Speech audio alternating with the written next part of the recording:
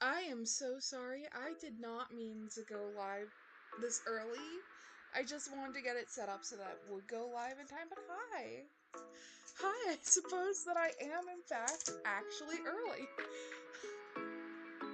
I was gonna watch some YouTube videos and set up some cookie clicker to play in the background. But I guess we're going all in already. Wow. So I have two options for what I can do today. I made a few sketches in advance.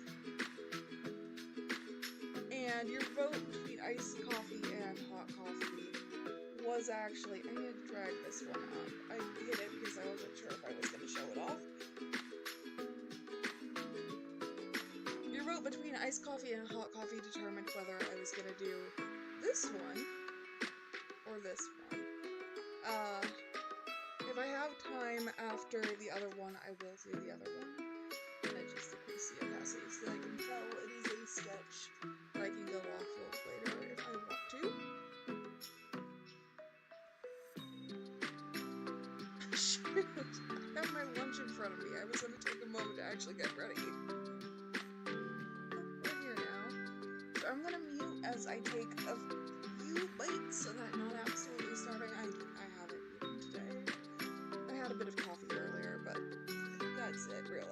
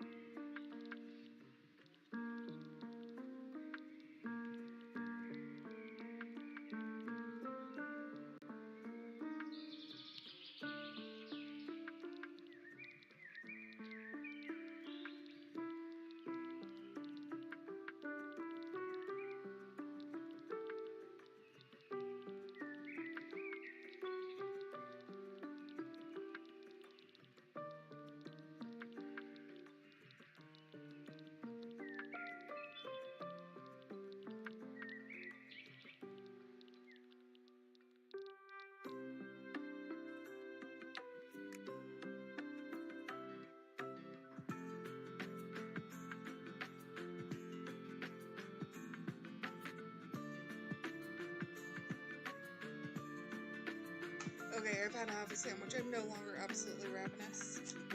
So let's just get right into this. I kind of had a few different ideas last night for sketches, so I just put put them down, and we're gonna go with this one. Because of the iced coffee result, we made this gay. Very, very gay.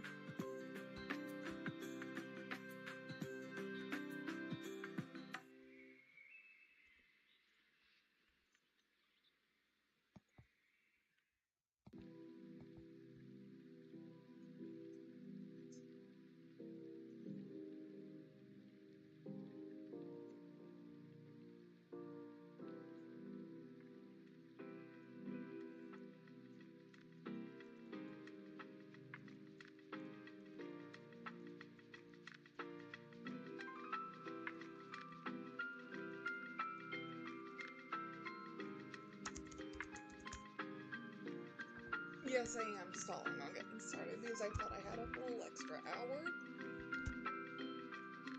But you know what? We're here now. We're in the thick of it.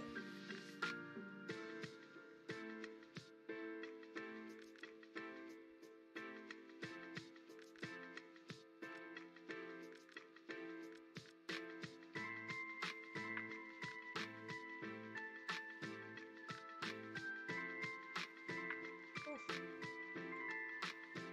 This is going to be a far more red piece because we're dealing with an inhuman design, and that means we gotta do my favorite thing, work with funky fun flesh color.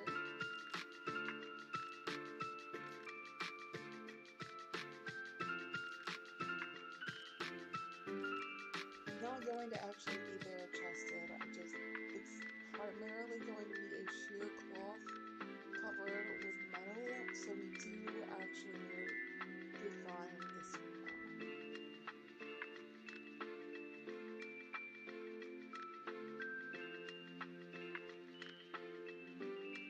Arm one goes like this.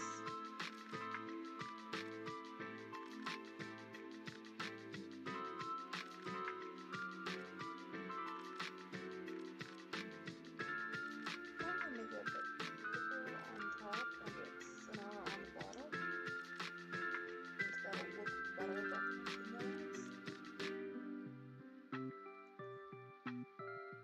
Then arm two splits off from it at the elbow.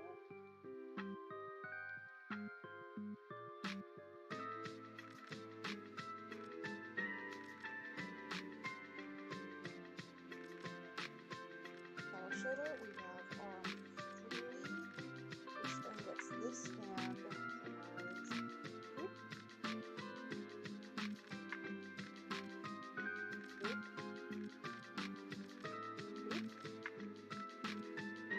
And thumb is on the interior, but it's on the opposite side, so you're not going to see it. Then finally, I know I drift through this final hand differently, but we're going to actually just fire it off at the shoulder, and then I'm going to have it extending out in front, kind of beckoning with one finger up, but we can't fully define it in this way. So I'm actually going to do it as a different color on a different layer, and then just repaint it in. So it should be like floop, floop.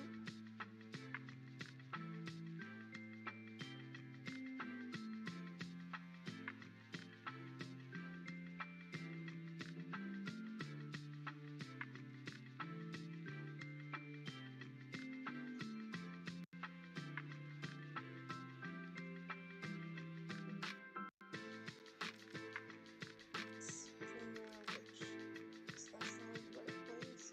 That is extend out the thumb.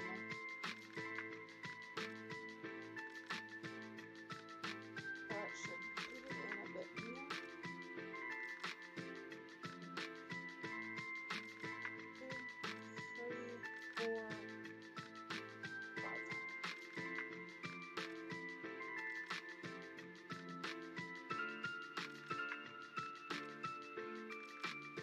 Off a walk.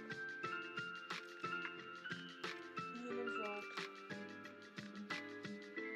Now we're gonna get started on kind of like this tattered robe thing that I had an idea for. really it's just a cloth kind of binding. Things around the neck.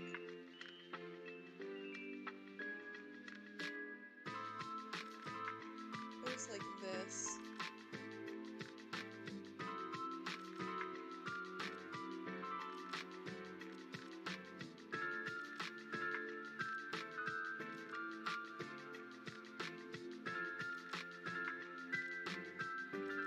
Delete the front arm. Because I do need, in fact, this little bit of space in order to define stuff. And then over that,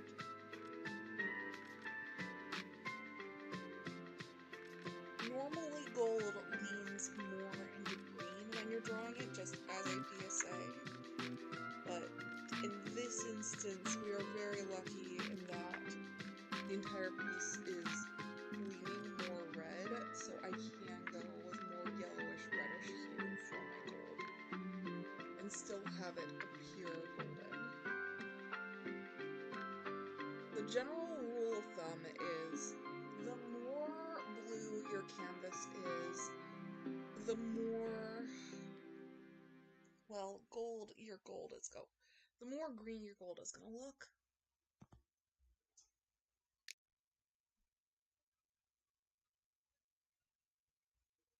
We can also define the necklace on this layer, which I really mostly just wanted a chain for this necklace. I kind of think, oh, it would be fun. It would give the impression of someone who has been kind of tethered to who they are. We're going to add in some chains later on to kind of give a almost mythical monster look to this character.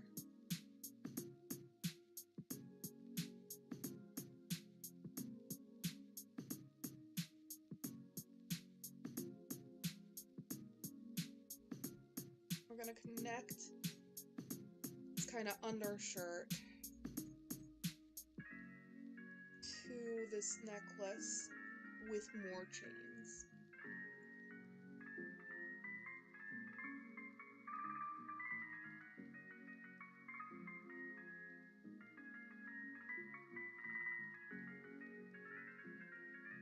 Bring these back in, and we're going to go ahead and add the gold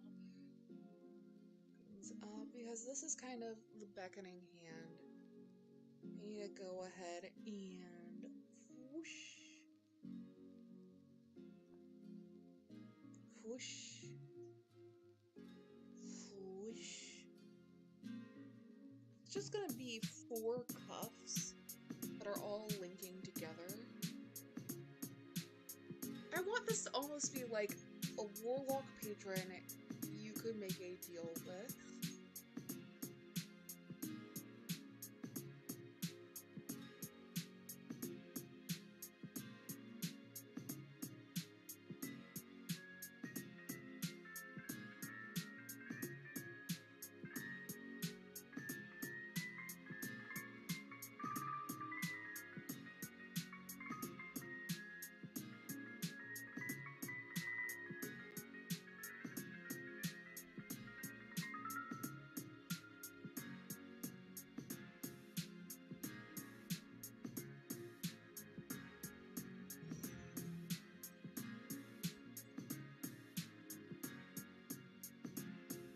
I love the idea that someone bound this character specifically to a more luxurious area.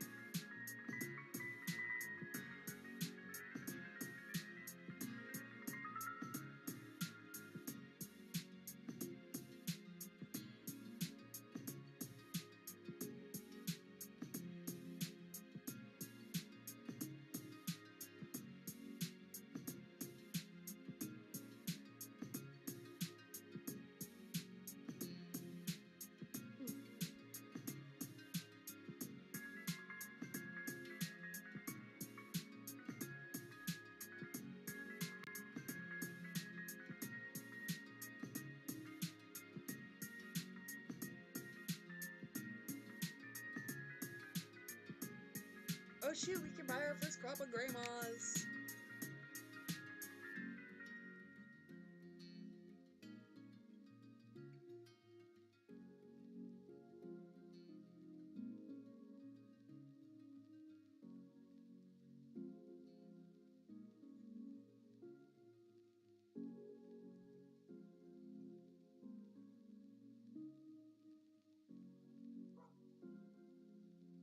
Ooh.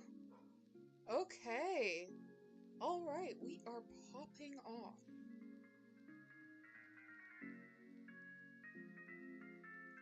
Slightly smaller though.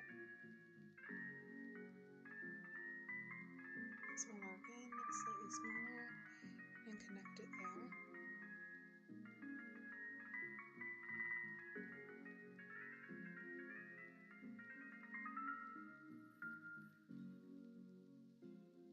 And then the other thing that really is going to get... Actually, you know what? No, I'm gonna go with the original.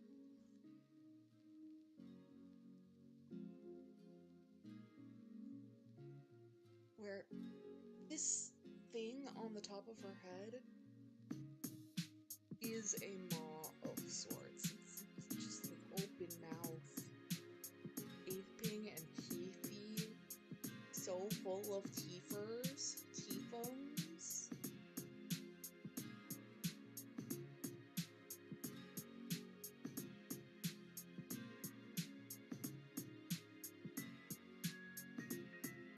Oh, dude, I can hear the screaming of the neighborhood children in the background. They must be having a good time. By the way, happy Mother's Day. Go ahead and tell your moms you love them. I should tell my stepmom I love her, even though we don't always get along. But you should tell their moms we love them, because they're not gonna be here forever.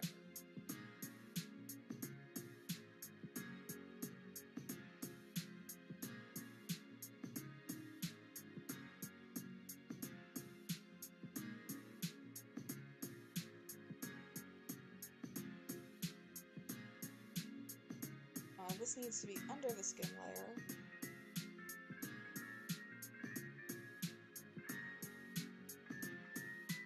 I don't know why I loved this design idea so much, but I did. I still love it.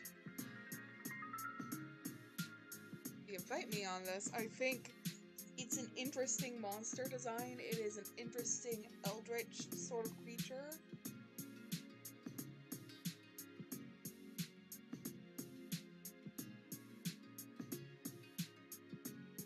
And sue me for also liking pretty ladies, even if pretty ladies are distorted into horrible, terrible forms.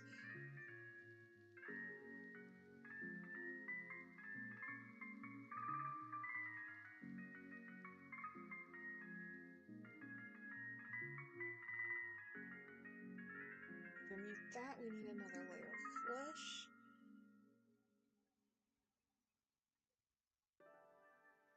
Which, this is part of the more interesting bit, because the front of the body is very humanoid.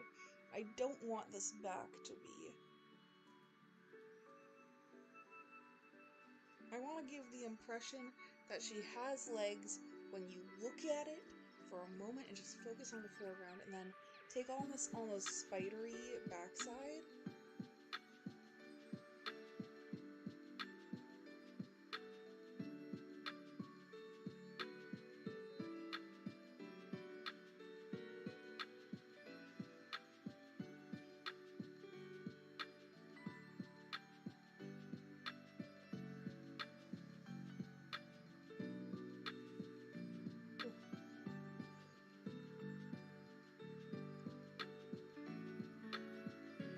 I didn't put this in the original design, but you know what? She needs ears. She needs long, pointy ears.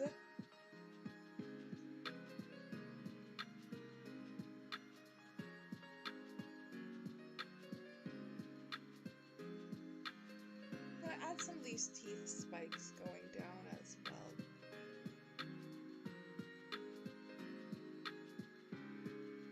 Along the side of her face. It's kind of...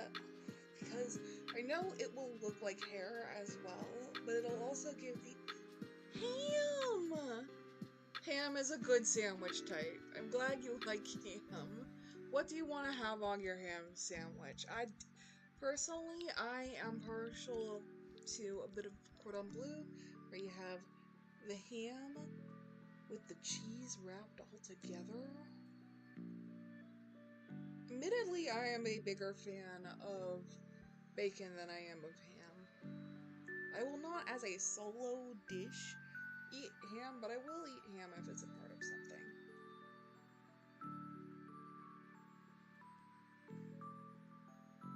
Sandwich, ham and soup, those are pretty great.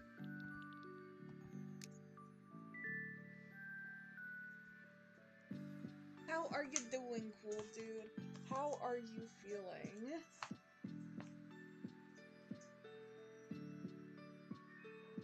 Okay, we are getting to a place where this is starting to get done with the blocking. We're gonna go ahead and start on that facial structure. Which, this is the point where the piece lives or dies. Because I kind of know what's going on now. I'm gonna actually leave my sketch because this is a bit of a harder concept to tackle. At least until I get this initial round of shading done.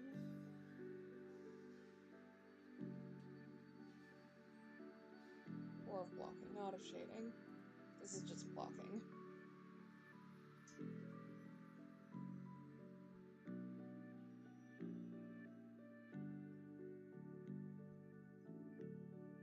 How are you doing today? Happy Mother's Day!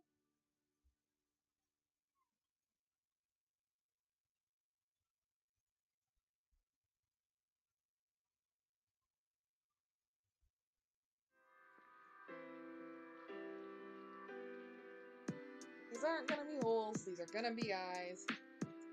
But it's gonna look like a tryptophobia warning for a second. You know what? Instead of having the mouth open like that, I'm gonna keep the mouth shut. Oh no, I'm gonna open it like this instead. I'm gonna do Doot.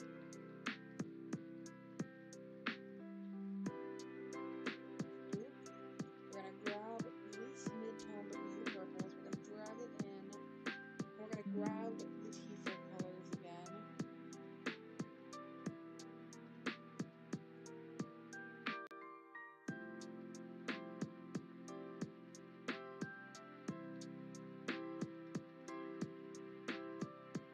Teeth are so much fun to draw.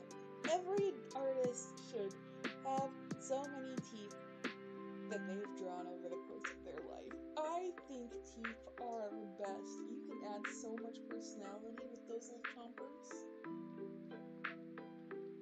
Yeah, closed mouth looks really nice in a lot of cases. But look at that, it's so much personality in such a small space. Not every drawing needs teethers, but when you add them in, who do they pop?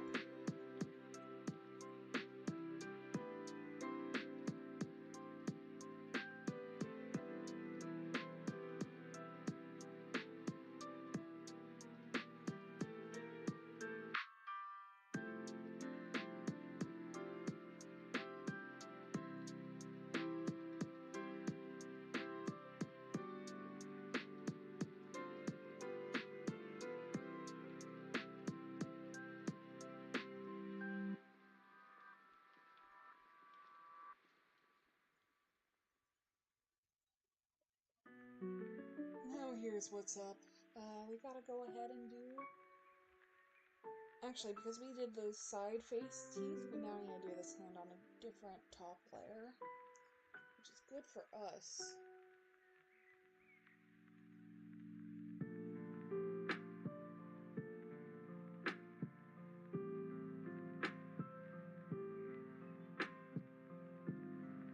And the thumb should be colored like this.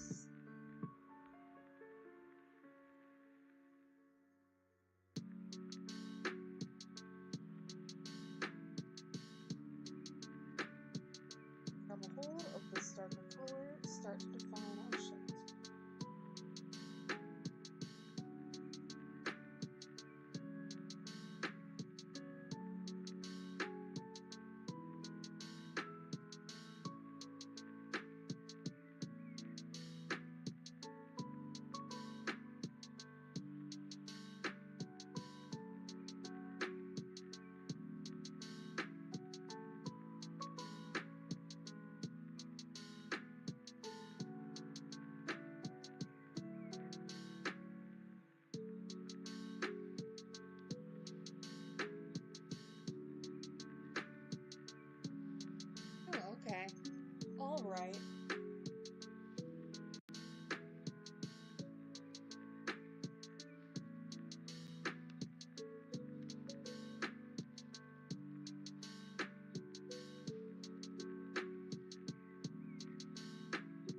I'm actually gonna redo this. This is take 2, and we're gonna do it with.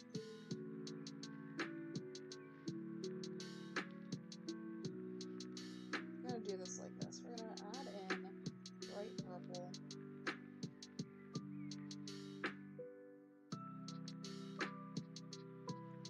I'm gonna just sketch out what we need.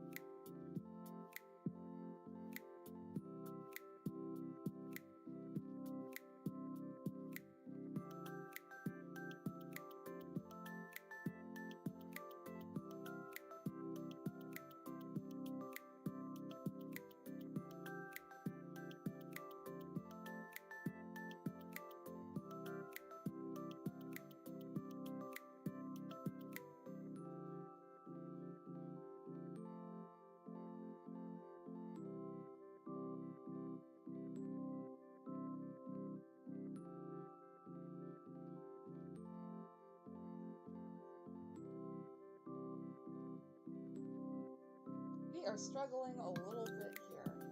I kind of knew, though, that this would literally live or die on this part of the piece, but we can take our time with this.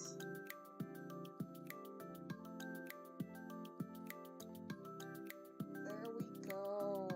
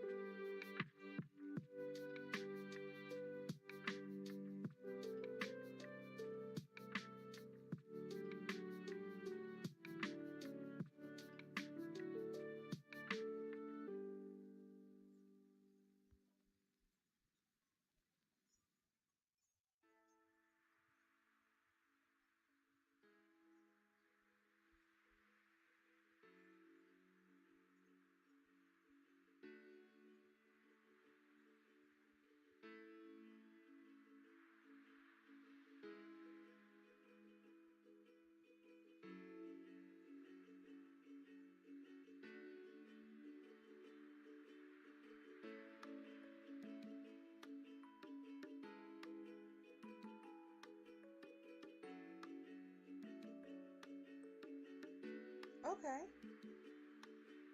Alright. Yeah. This is salvageable. I just have to trust the process. I trust the process. Process, don't let me down.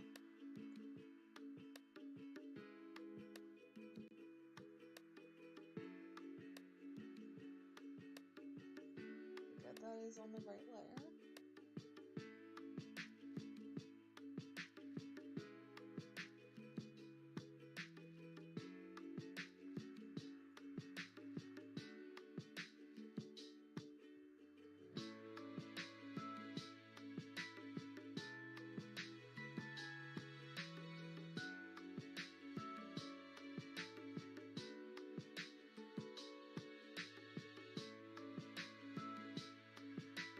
Whew.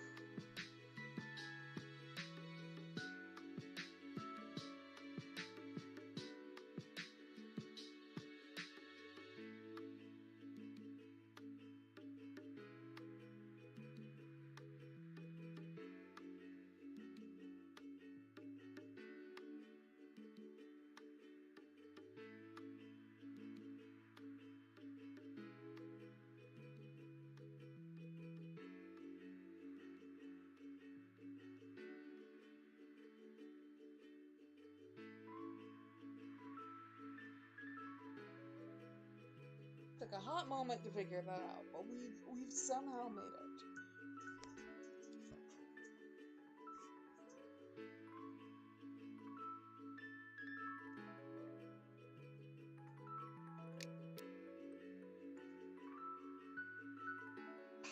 It's time to go into the next bit of this.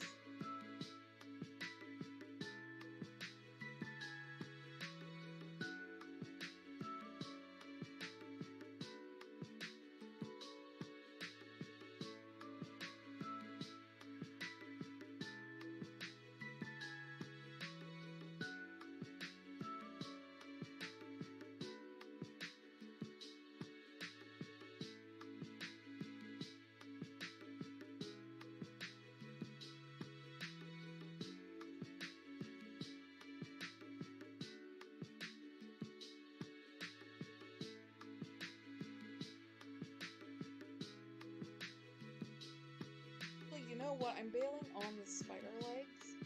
I'm gonna go with another idea that I had. I'm gonna reincorporate that gold color and do an almost serpentine tail.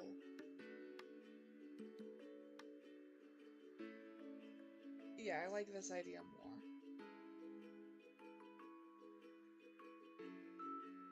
Makes this piece substantially more readable. Spider legs, you gots to go. It's time for serpent tail.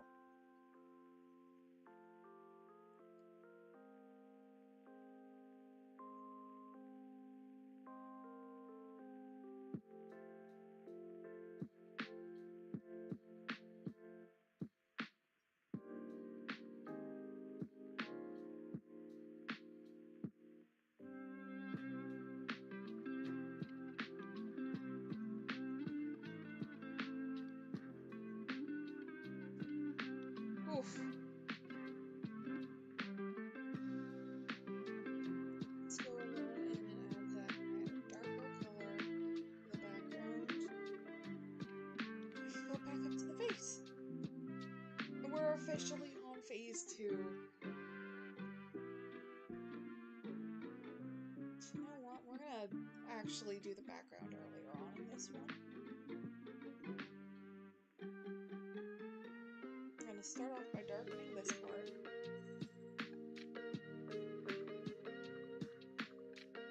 Oh, I forgot that was the layer I did. Okay. I actually need this to be on a secondary layer up above.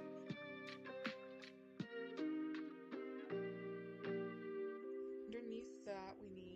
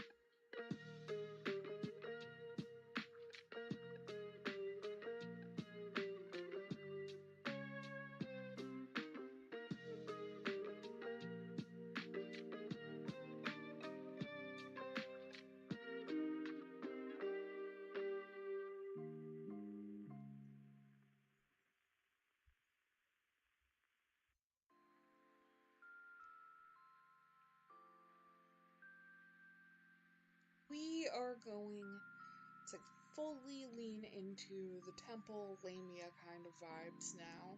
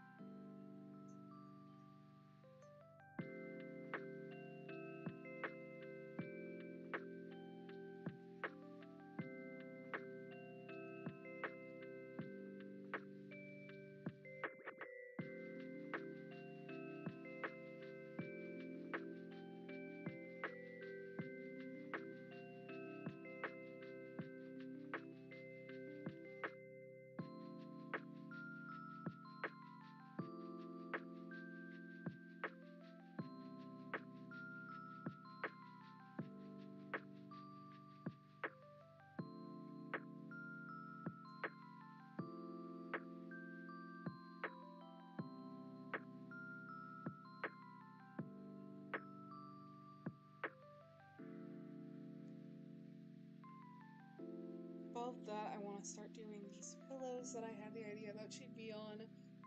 And again, because this is ancient world kind of inspired, particularly like Greco-Roman almost, we're gonna do very much so like muted blues, purples, reds. That's a color palette I really like anyways, but it's what really is gonna work for this piece. And these are just background details, so I don't need to super emphasize them. You can just kind of sketch them in.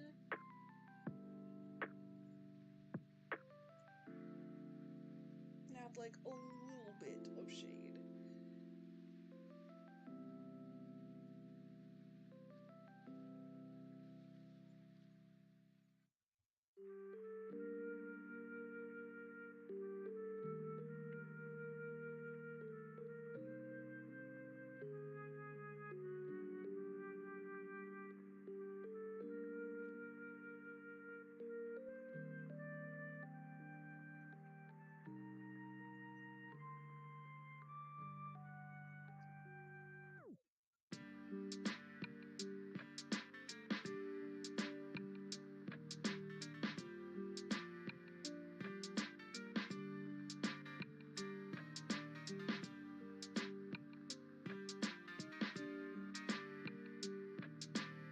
And you know what?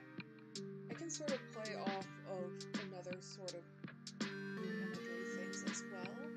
And add some coins onto the ground around this character. Then do that by adding in circles. And towards the end, I'll end up like fleshing these out just a little bit more.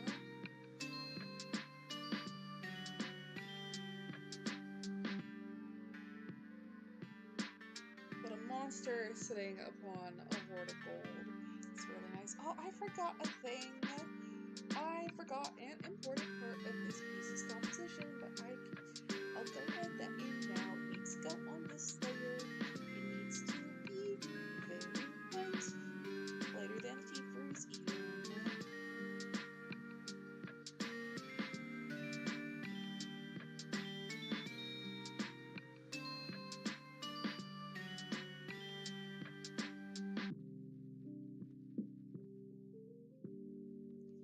Just like your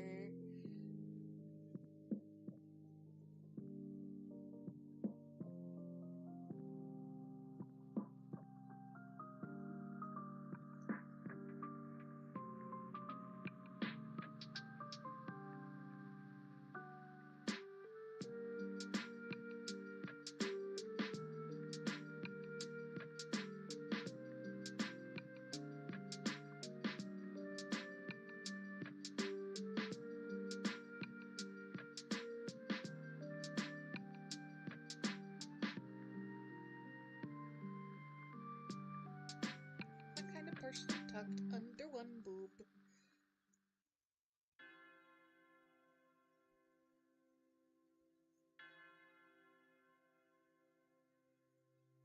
I'm gonna rest it directly.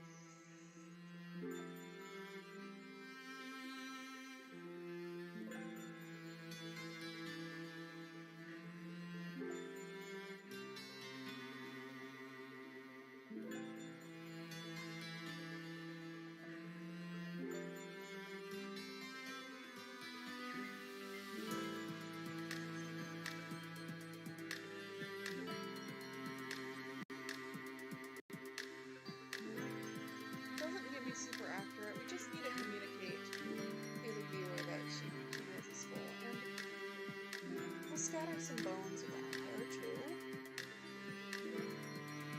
Add to this impression of this being a somewhat dangerous character.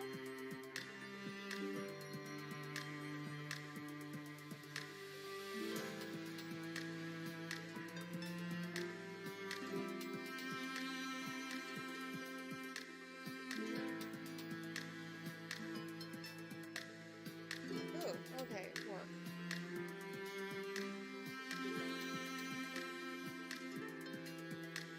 And you know what? I wasn't gonna initially put this in the background, but I'm liking how the bones look, and I feel like it could add some really nice contrast to the piece. I just put massive ass ribcage behind her.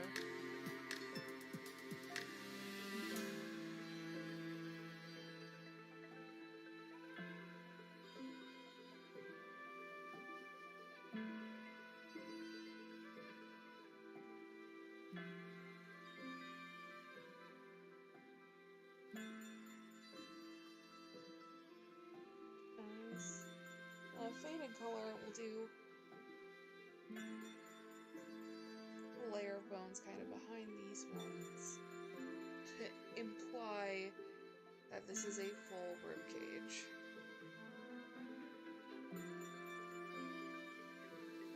Underneath that, though, we need to start fleshing out this temple scene.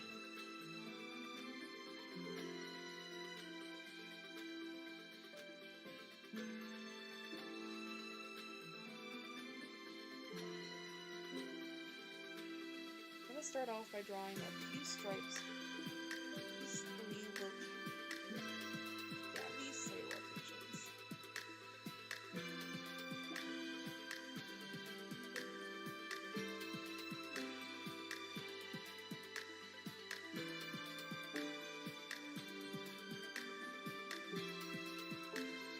Then we're going to grab our lightest light, which is going to be this really bright orange archway. And we're going to put it there.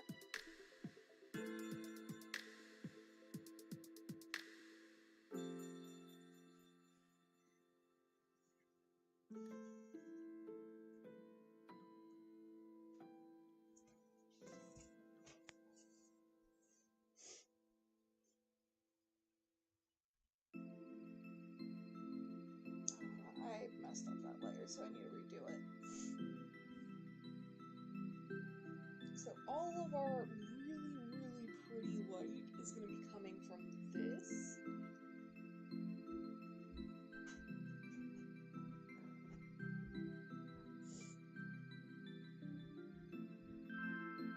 I'm going to rejoin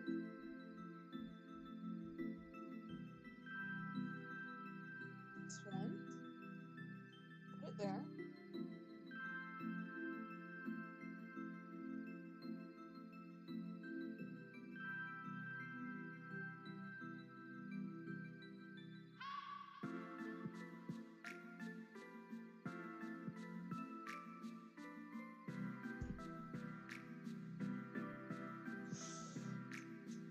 You know what else I can add that'll just give more ambiance and will incorporate a different light source?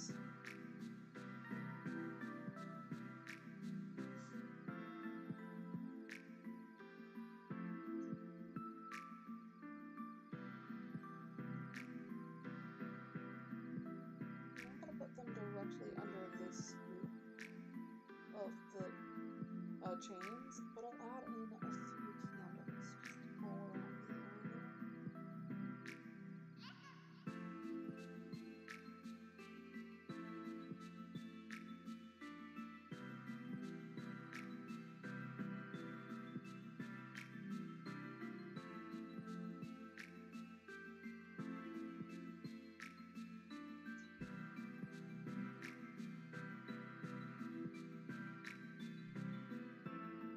It's going to have a smaller yellow light so that you can kind of tell where each of the light sources are.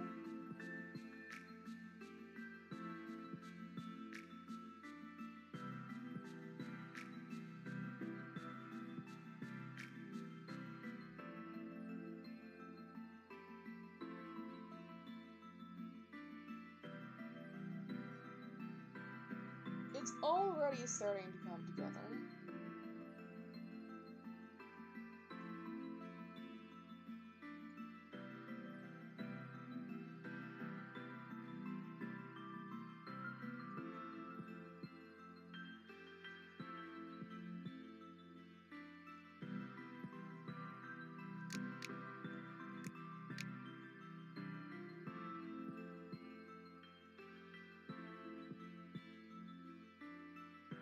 I'm gonna go back to these pillars in the background, and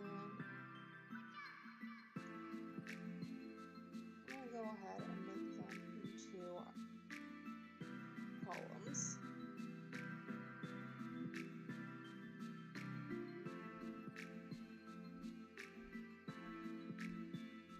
Oh no! Okay, love you.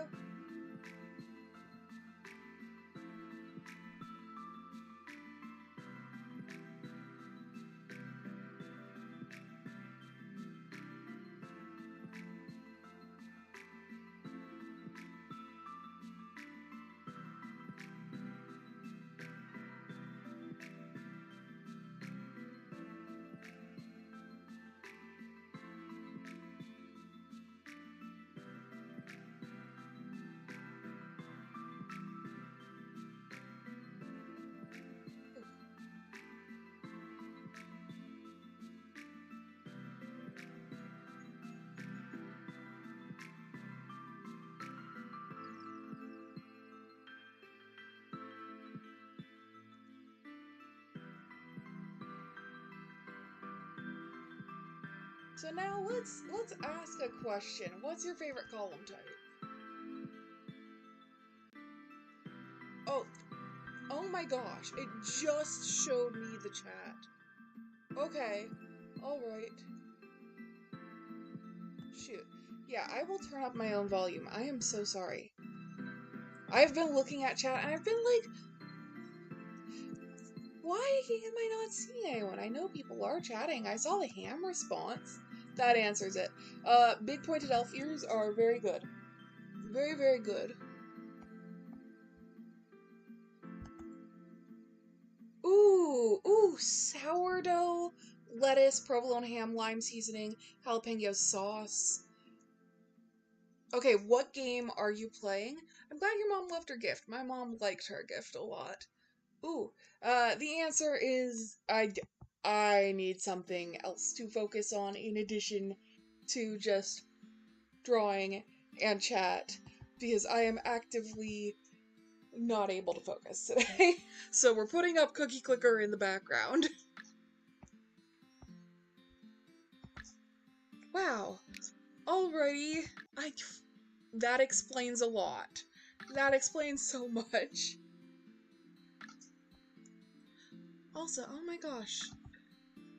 The Wondershare Mirror Go is so far behind where I am in the actual drawing.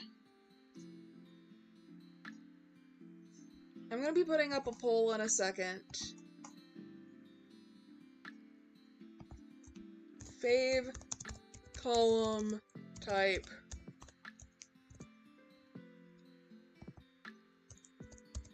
Corinthian.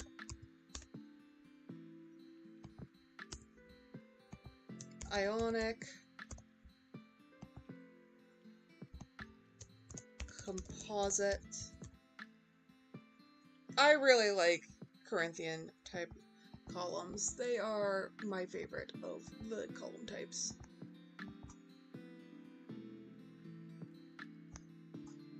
Ooh! Okay, I have not finished Raw Metal yet. How is it? How are you enjoying Raw Metal?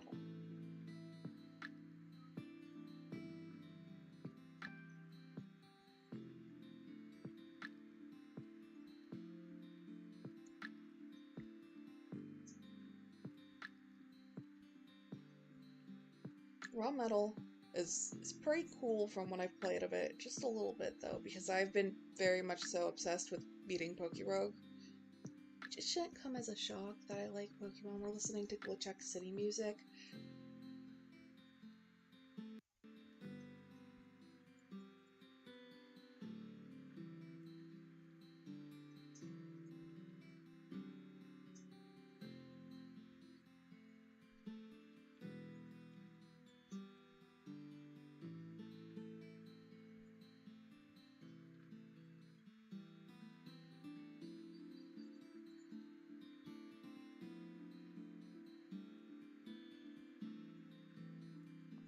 Yeah, that's gonna look like green on this background.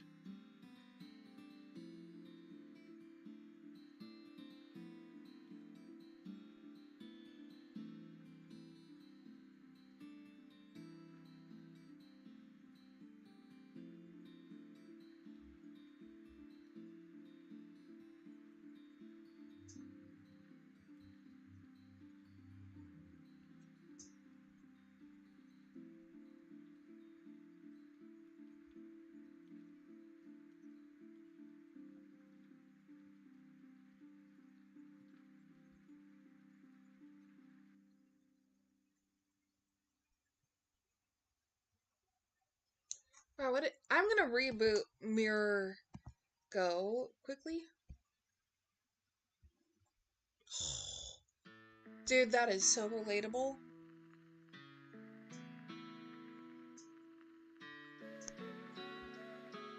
I cannot get past him either.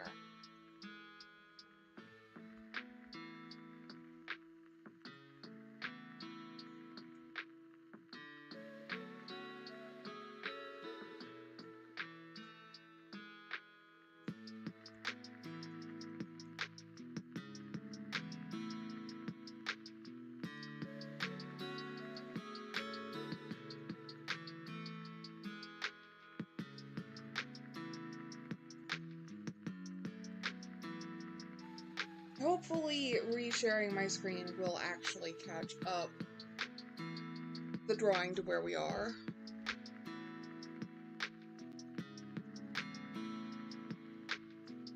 Look at that!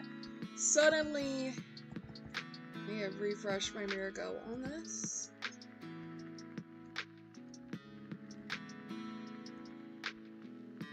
Mirror Go close up.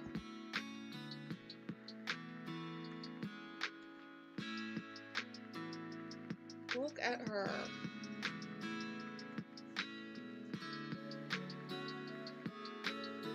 Oh, relatable. Relatable.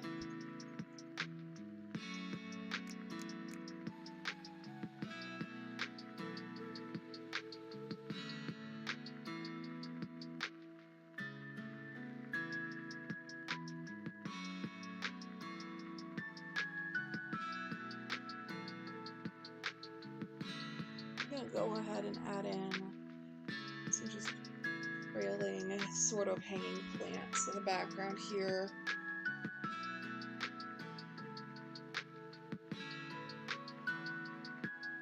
Add in a nice bit of variation. Go back to the floor. I'm gonna do one layer underneath everything. Just gonna add in some moss.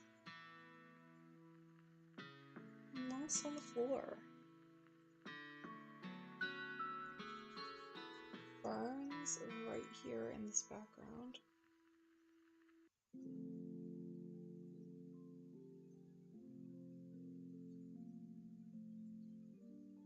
Okay, we're looking good. It's time. We're deleting the sketch layer. We know what we're doing now. We have our blocking down.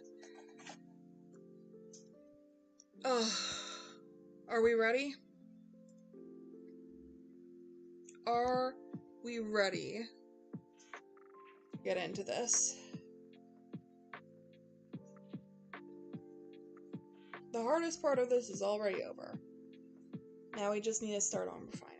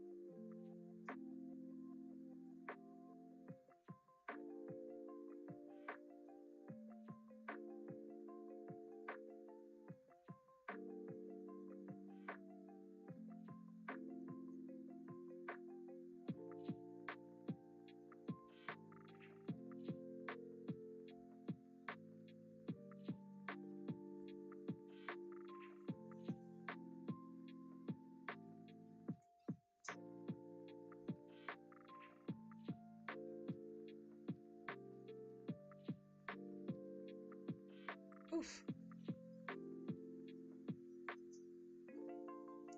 Okay.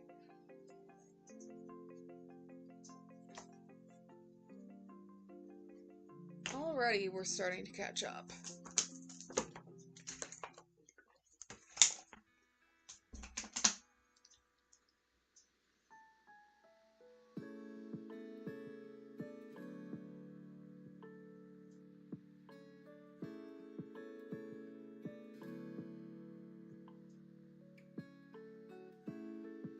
Way less intense for the lighting on this side.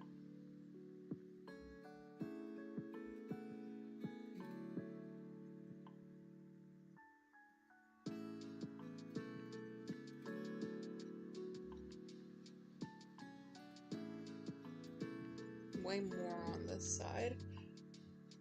I should even just highlight the edge here. This isn't a realistic face shape intentionally. I really just want it to look almost like a conical mouth.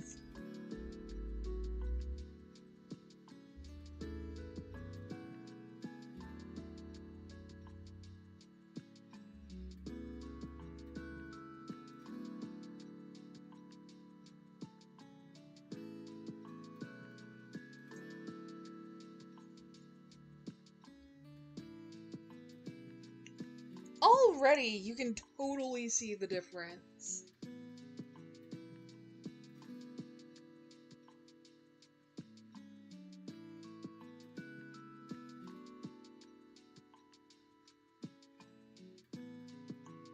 Add in that orange.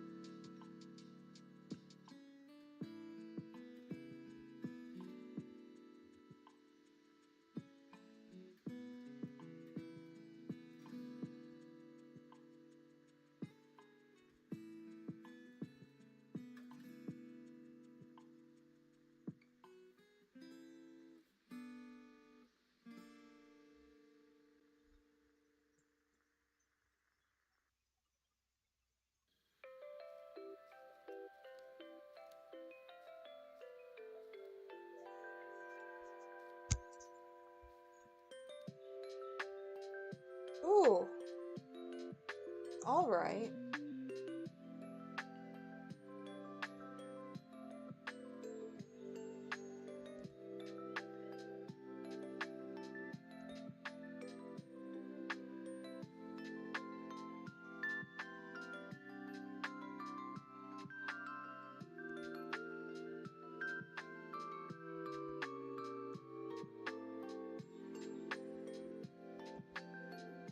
Oh, I forgot about the Dorian column.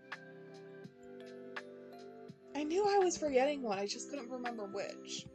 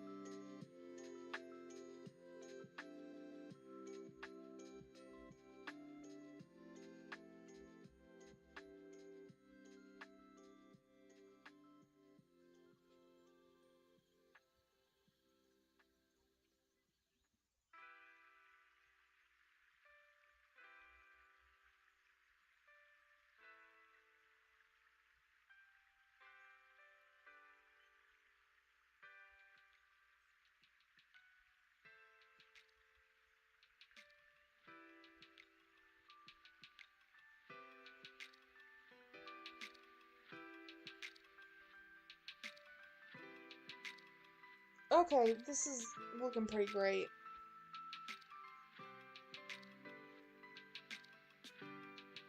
Geometrically, it was a bit of a harder start than normal, but you know what? It is 100% paying off already.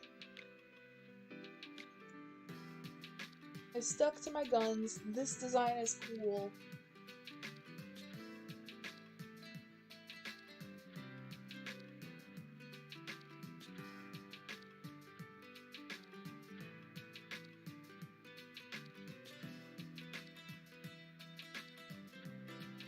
I'll fill these eye holes with this bright orange light.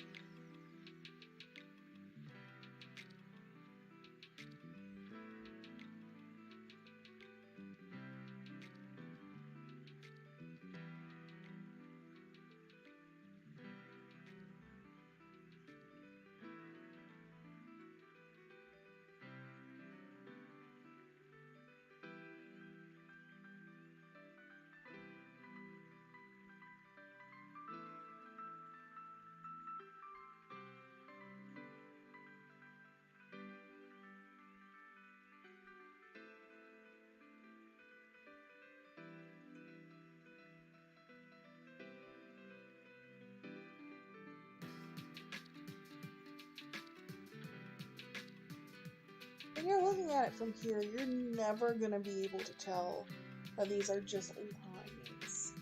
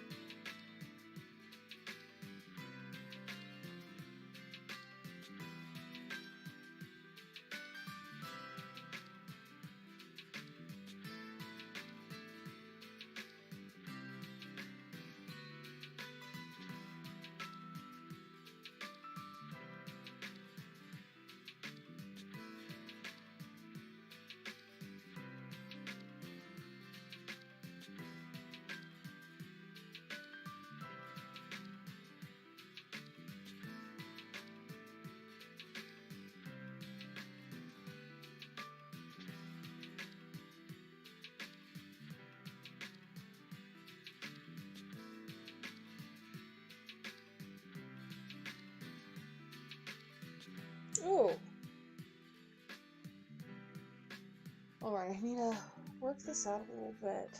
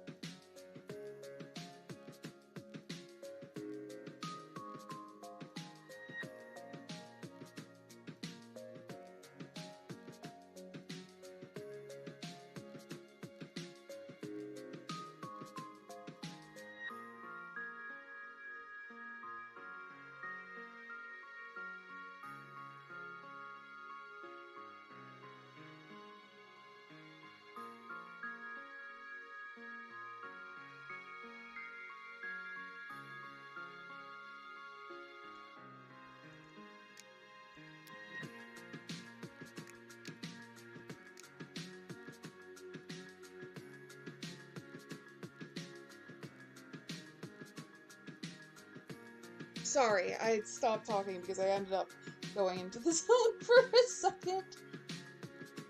Really just honing in on this. The tail is looking nice.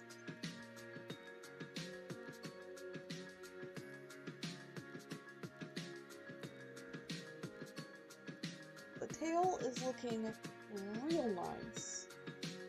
Real good.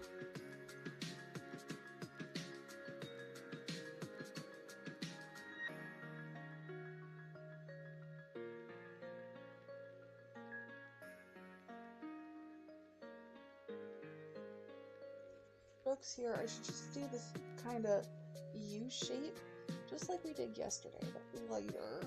And I'll just stack them up on top of each other as shading.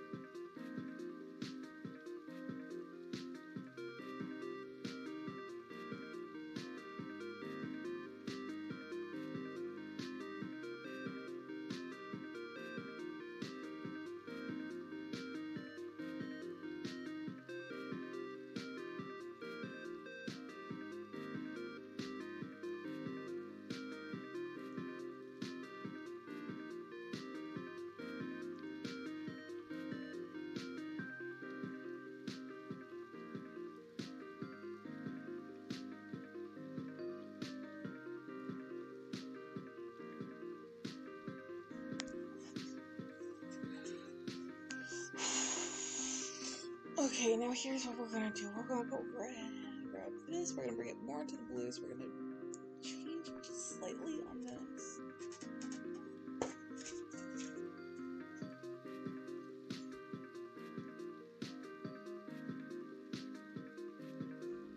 This darkest of dark parts on the tail.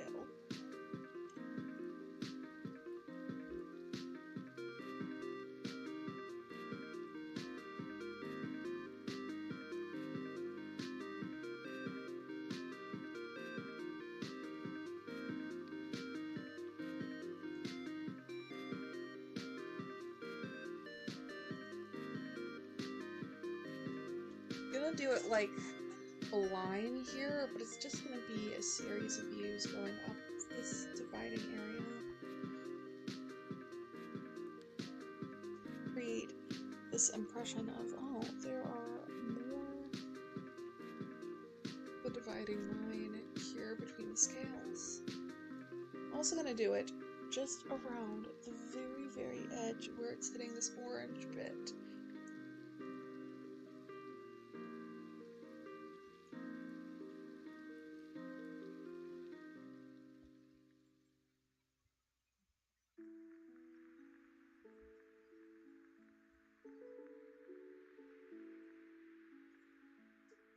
pops out way more. And this isn't a line. It's not gonna look exactly like one from the side.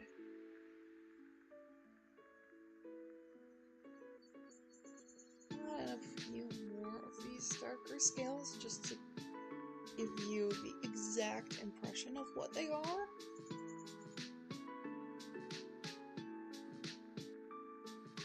Do them in patches.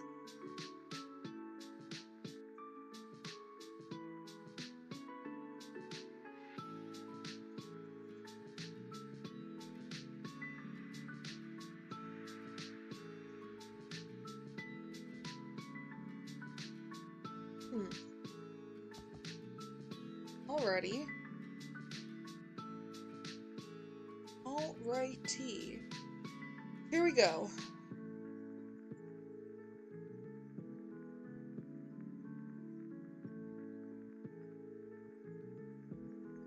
Next up should be this arm, which I can do this really quickly.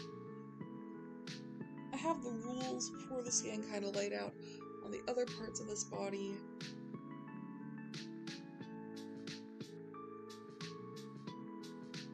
No longer going to be horrible.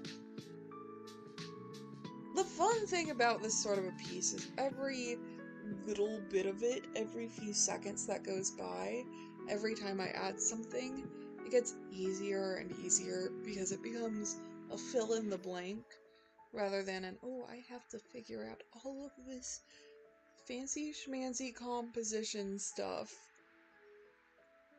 Once I got that initial blocking down, once we had that first layer there, now the rest of this is easy.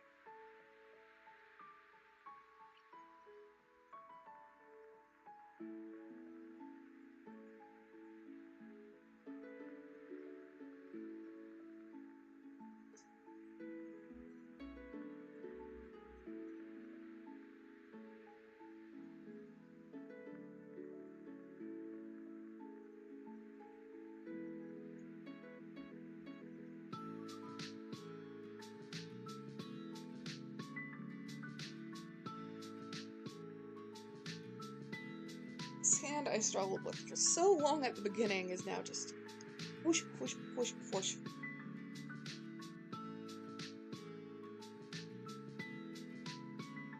So I have to find the rules for the rest of the piece on my canvas. So I'm just obeying those established rules.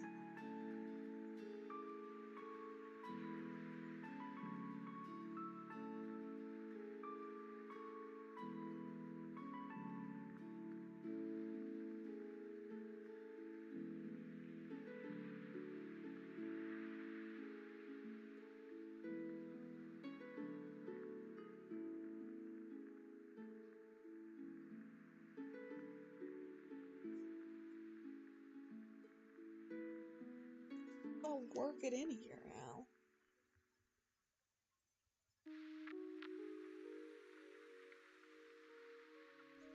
Each and every part of the coloring's gonna look like, at least on the flesh. We don't... Hello, Henry! Welcome in! How are you doing? Thank you so much for popping on inside. I'm glad... I hope you're having a good day. What have you been up to?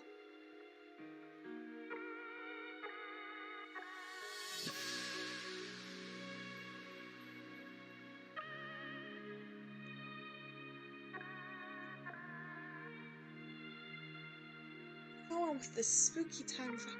This is... Oh, okay, alright.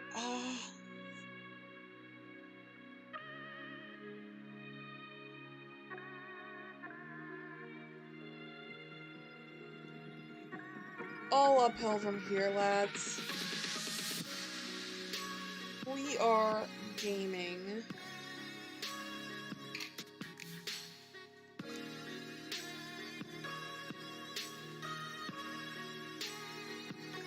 Absolute gamer moment. Whew. Sorry, I did not mean to call you out like that. I'm sorry, I don't want to scare you off. I promise well, I can't promise that I'm usually this intense. Thank you for dropping on in, though.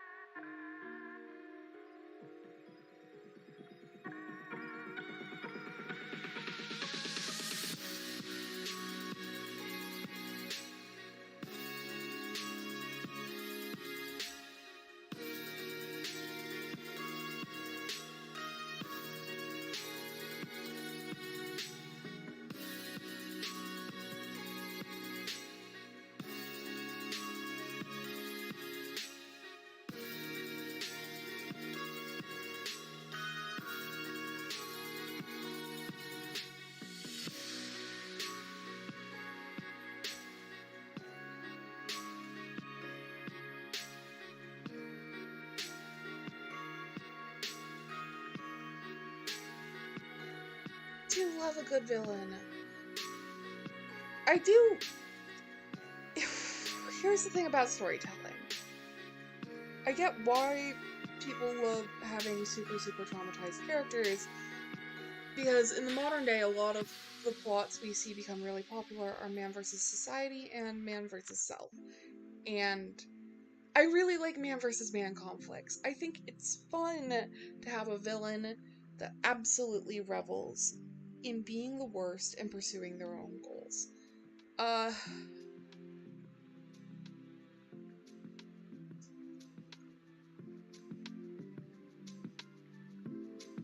there's nothing wrong with a man versus self plotline. In fact, it's good that characters have more complex mental health issues that they're showing off nowadays. But god damn it, do I miss a cartoonishly evil villain?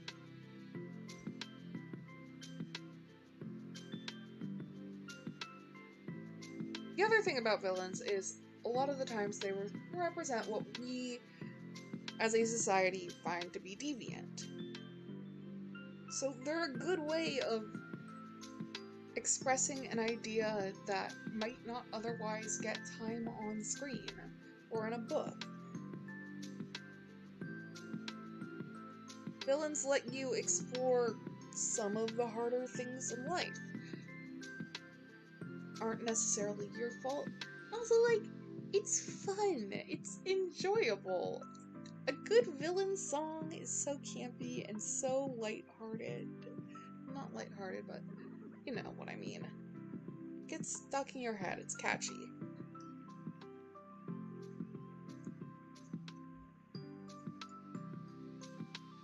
When someone's menacing, that's even better.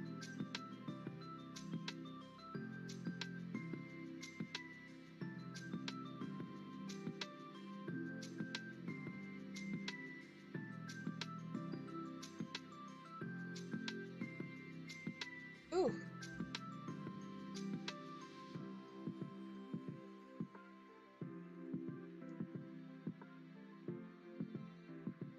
Okay, good. We're doing good. We are vibing. We are thriving.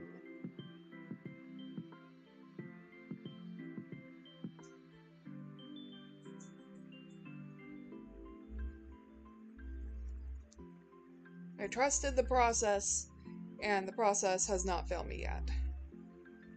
The process has in fact failed me yet, but it didn't fail me this time.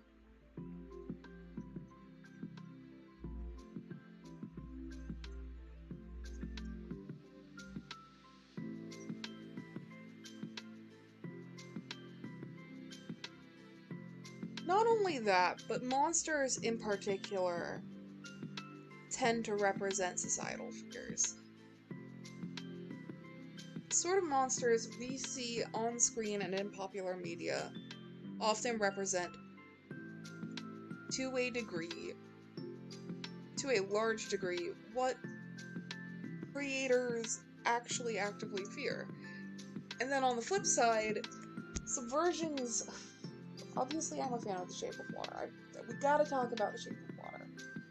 Subversions of the monster movie genre and of monsters in general tend to take a more empathetic look at groups that traditionally haven't gotten to see the light of day as much as they otherwise would have. When I did the initial sketch for this, I was really thinking about the concept of a man-eater. So recently, my algorithm on a bunch of different social media sites has been an absolute mess. I've been getting videos of that are really catered towards cis, middle-aged men, and one of the types of videos I'm getting a lot of is Elon Musk shells. And love him or hate him, Elon Musk is not the inventor who's going to save the world. We can all kinda, to ourselves, admit that. It's a collective effort. We need to save the globe. And as much as Elon wants to posture, he's not going to do it. I have been getting content of Cybertruck owners slamming their fingers in the Cybertruck's frunk. And that's had me thinking a lot about what would a world that these guys would actually actively want to live in look like. What sort of things do they fear? And there's a lot of crossover between Musk fans, crypto bros, and the manosphere. My final project for my bachelor's degree was like a 2-year-long research paper about dog whistles online, particularly in the alt-right. I didn't look as much into left-wing dog whistles because I was quantifying thousands and thousands and thousands of social media posts, and I had to pick a lane specifically and stay in that lane, or the project would have become absolutely unmanageable. And it seems like a lot of what these sorts of people who are super intertwined with modern masculinity fear a lot is women, but women with an agenda. And the Cybertruck videos got me thinking about them, which got me thinking about man-eaters. And here's the thing. The seductress is a fun concept to work with. The man-eater is an even more fun concept. I love man-eater characters. Ones who absolutely will have their fun when toying, particularly with a male victim. That kind of idea about, well, I want a monster that primarily targets men. Let me on to thinking about Greek mythology. It let me think about Circe in particular. I obviously am a fan of Greek mythology. It's hard not to be queer and a history nerd and not say, okay, I like Greek mythology. Gotta be honest about that with myself, with everyone else.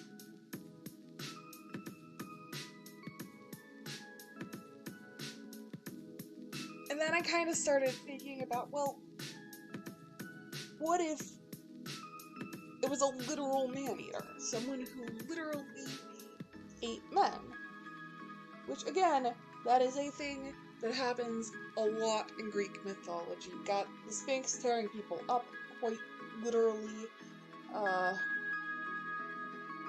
You have a lot of different myths that feature a quite literal man-eater in them.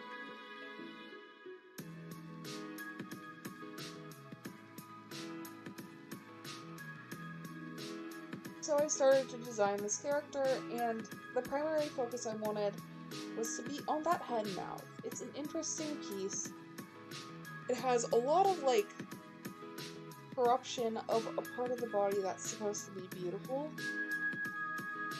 But then I also wanted these lounging elements, these luxurious bits and pieces of this piece to indicate this is someone who does get what they want, who does succeed often.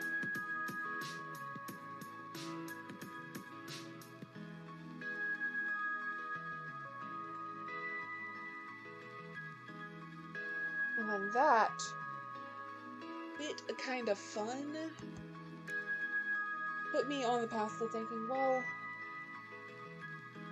I could either make them a literal Black Widow or a little serpent, and as you saw with the sketch and earlier on in the blocking, I tried out both ideas, and the serpent looked better. I think I drew the serpent tail first in the sketch, but then I blocked the Black Widow legs first.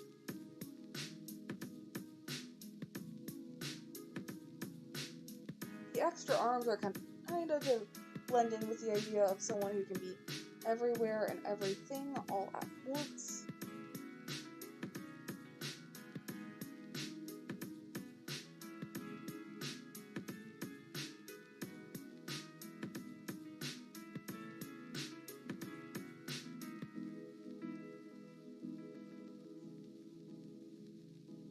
Whew. Okay.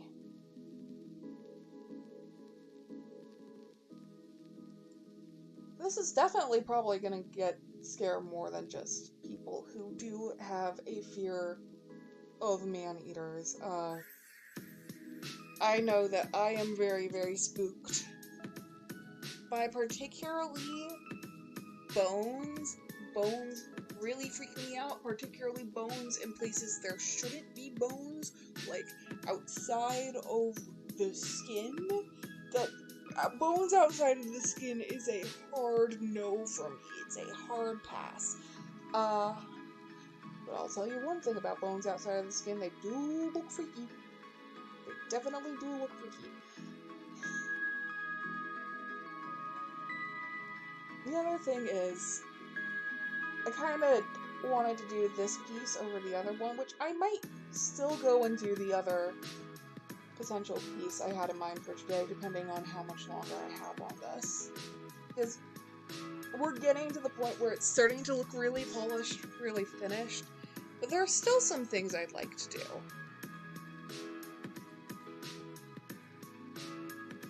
Like, I want to touch up the skin a bit more. I have all of the chains to do. I have the background to finish up. I have all the props to finish up.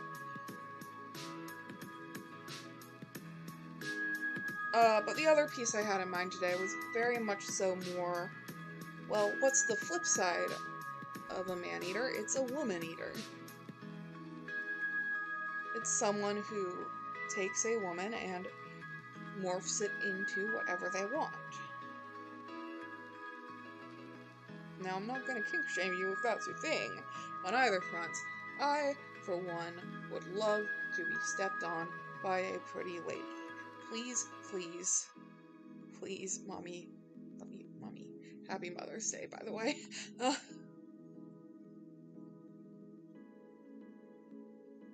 But it is definitely real fears.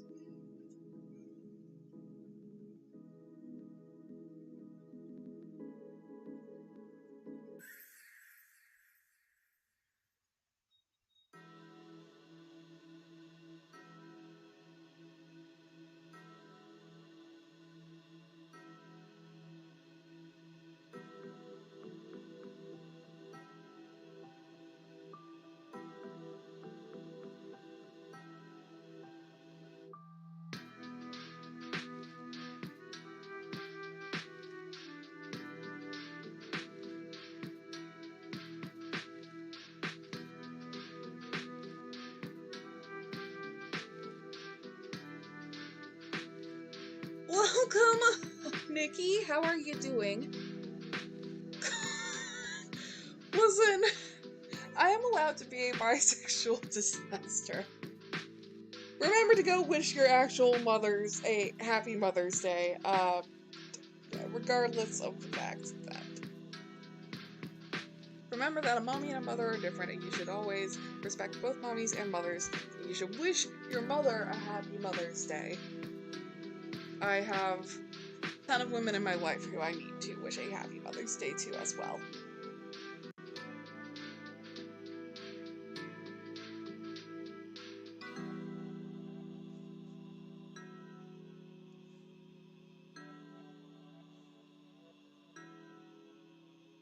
Good. I'm glad. I am sorry you had to bear witness. Actually, I'm not. I'm not ashamed of that. I am not ashamed of being a bisexual disaster in that regard.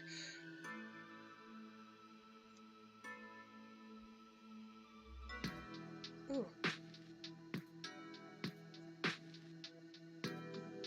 I'm glad. Always respect women. We support women's rights and, in this case, especially women's rocks. Given that we are making a very feminine-looking movie monster sort.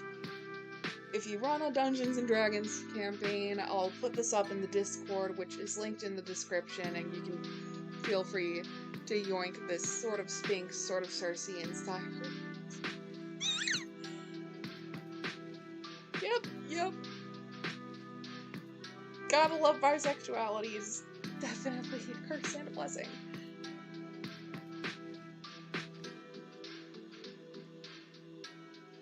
If you run any Dungeons & Dragons campaigns, you are more than welcome to yoink this monster kinda as an encounter for your players. I'm not gonna write up a stat block. You can figure out your own stat block.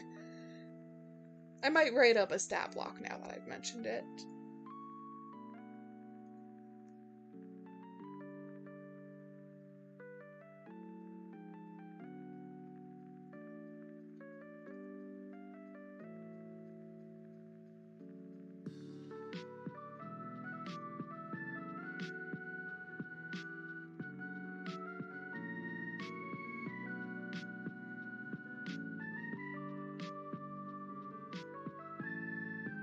Ooh.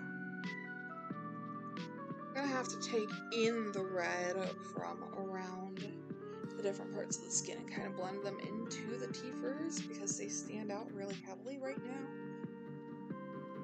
That's fine, that's a part of the process of this anyways.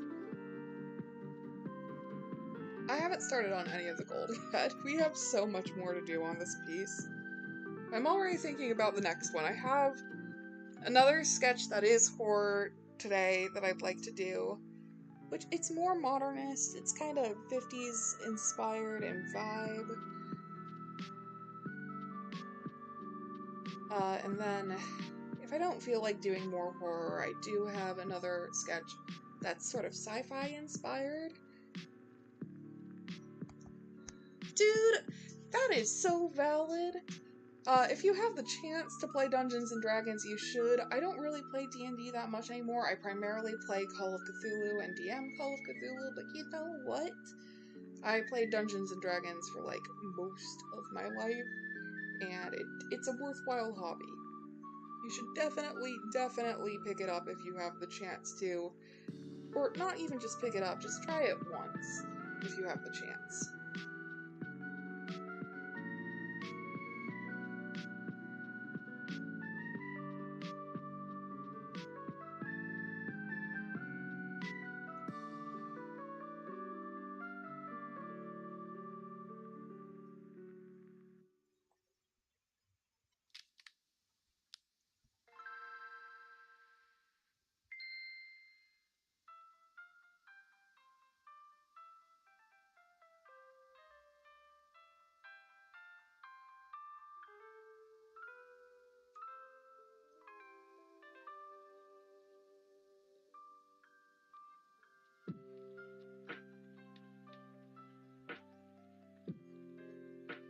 There are a few really good servers on Discord for finding a Dungeons & Dragons group. I know that one of my longtime friends, Ward, runs one. I don't think they have a YouTube account, but they have an account on Twitch and on Discord.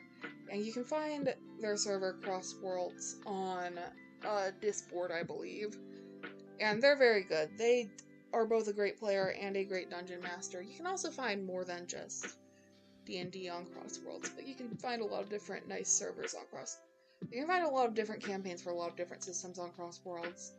The people there are generally very, very nice.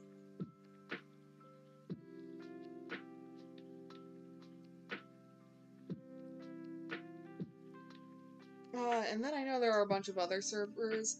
I haven't been on many because I primarily played either on web forums or IRL. I've actually played a shocking IRL. If you go to school, if you're in that age bracket, either your high school, either your high school or your university, if you're in university or high school, likely does have a tabletop club. And if not, it's pretty easy to start one. There's a lot of research on the benefits of adolescents playing tabletop games in particular, and the benefits of tabletop role-playing games for therapeutic uses. Like, actual scientific literature on that. And then, if not, then the closest game store to you more than likely has a list of ongoing campaigns that are looking for players, or has a day of the week where people are actually hosting campaigns.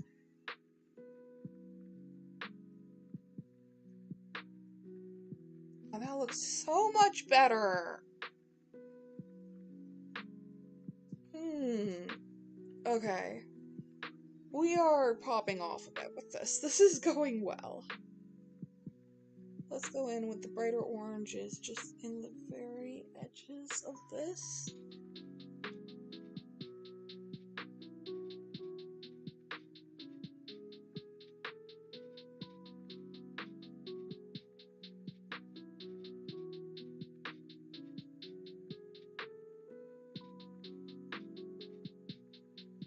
Not going to be on all of them, but it is going to be on most of the ones on this side.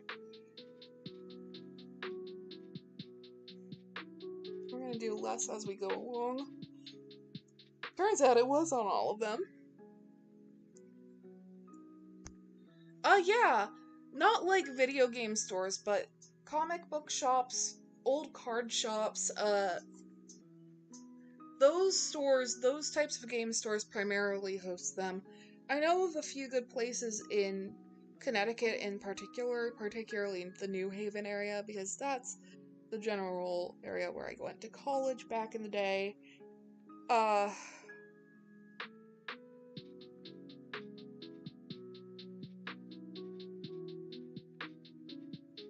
But your local card shop, the place where you'd buy your Pokemon cards, or Yu-Gi-Oh cards, or Magic cards, they usually have some sort of tabletop night. If not, they have Friday Night Magic, which, albeit it is a card game, but the Magic community tends to overlap particularly with the older tabletop role-playing game community.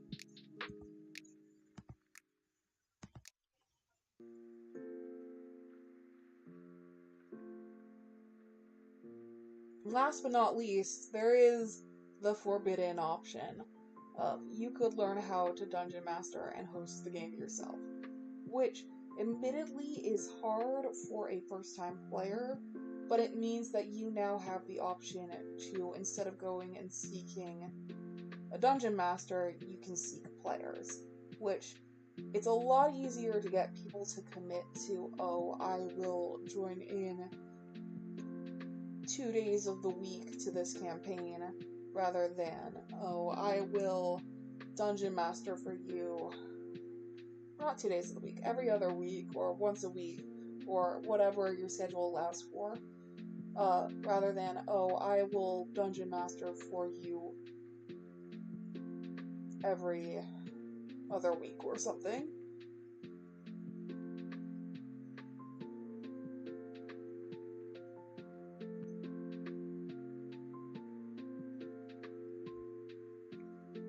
It's easier than you'd think. So, here's the thing. Not everyone is an extemporaneous DM. Not everyone is a DM that does a lot of prep work. But there is a DMing style out there that can work for everyone. And that is the final forbidden option of, fine, I can't find a campaign, I will make a campaign. Dungeon mastering in particular has a lot of benefits for you as a person in your own personal development, I've found. When I started dungeon mastering, it definitely helped me with my organizational skills. It made me more confident. It taught me how to manage groups better. All of those things have definitely come in handy in my life over the years.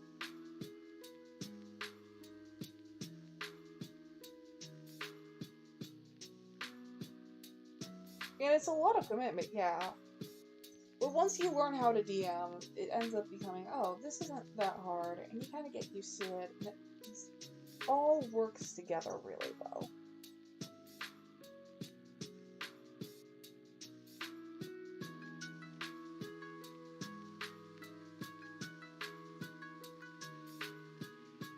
Everyone should play Dungeons & Dragons or some sort of tabletop role-playing game, not necessarily just Dungeons & Dragons. That's not everyone's cup of tea, and honestly, I prefer other systems to D&D, but D&D is really, really fun, particularly like 3.5e? It's 3.5e. 3.5e, it's nice. But if you end up getting into the hobby, it's worth it to Dungeon Master a few times because it'll 100% help you actually think about playing games and running games better. It'll also just give you life skills in general.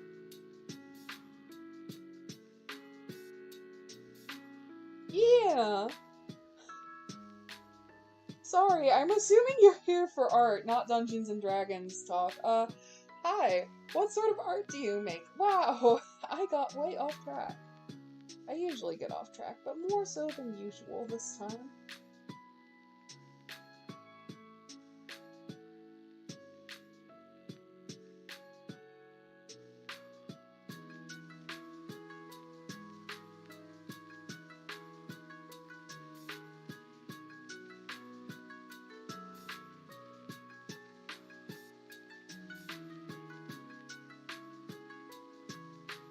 Oof. Okay, it's time to go in, and this time we actually will do scale now.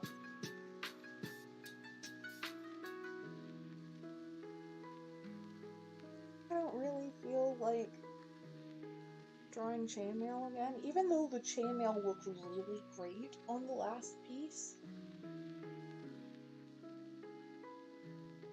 With the actual chains involved, it'll also give us just a nice visual contrast.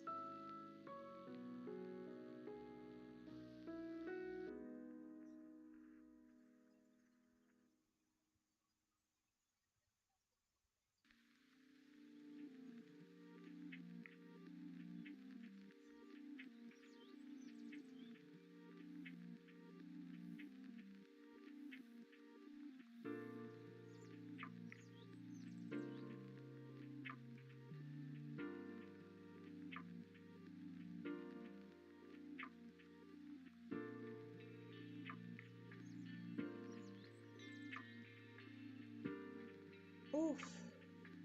Hey yo, dude, Blender is so cool. How are you enjoying Blender? Are you doing the main program? Are you trying Grease Pen? I hope that this is a... Dude, that is so cool. Also, comics are so awesome. Composition is so hard, and with comics, it's not just facial composition, it's it's not just composition for one piece, it's composition for, like, the entire page, so kudos to you. I honestly, sometime I would love to see your work if you have a way to show it. I am also an not infamous. I read an obscene amount of webcomics in my free time, in particular. I am always looking for new reads.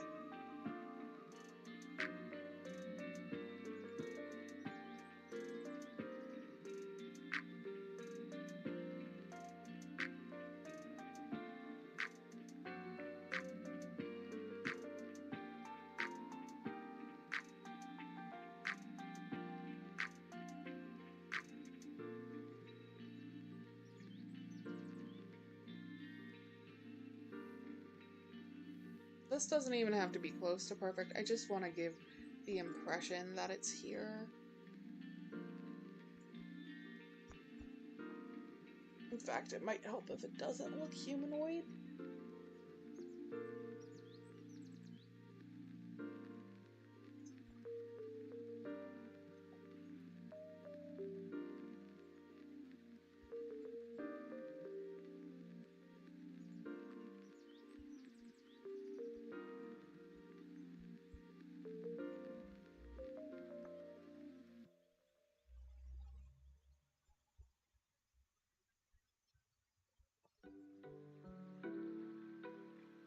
You know what? I'm gonna change what type of skull this is. Because I want antlers. Oh my gosh, dude! That is so cool. I do a lot of stuff in Live 2D. So that is awesome. Okay, now I've got to see your model. Oh my gosh, please, please. I can... Hey, yo, I will give you a subscribe right now, honestly.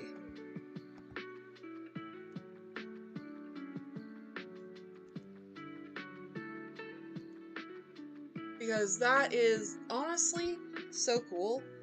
I tend to like to do a lot of Live 2D stuff. I am never going to post myself doing anything in Live 2D because Live 2D is really... You know, I really didn't think I'd get Sorry, this. did not want to play that.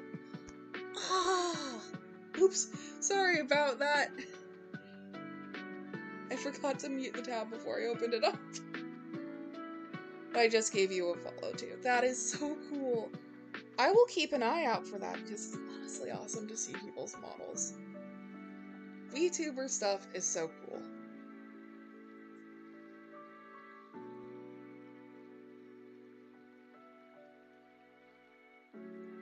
I like it a lot because it works with my brain for some reason.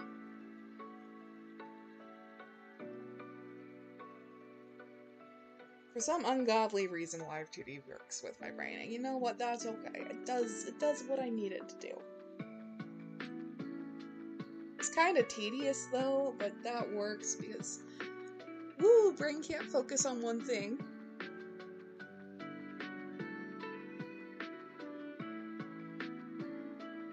Yeah, no issue. No issue at all.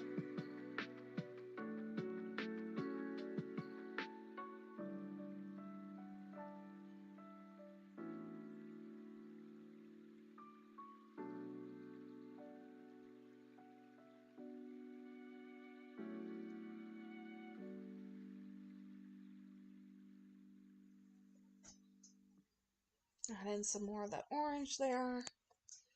Balance it out with the lighter white. To keep that shape. Balance it out. More orange and solid. Like where we are. Doesn't have to be perfect. No one's gonna be paying attention to the exact details of this. It's okay to be lazy in this case.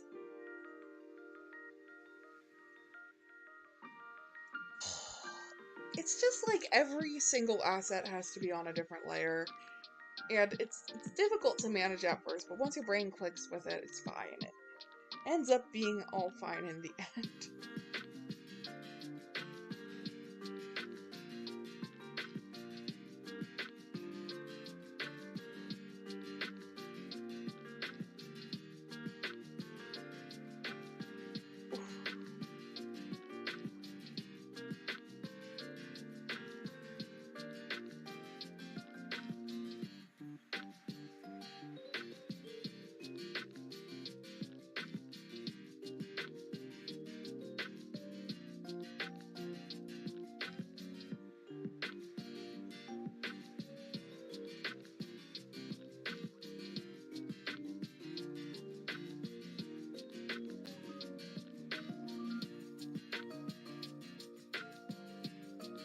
should go back to skin layer. Go ahead, grab that one.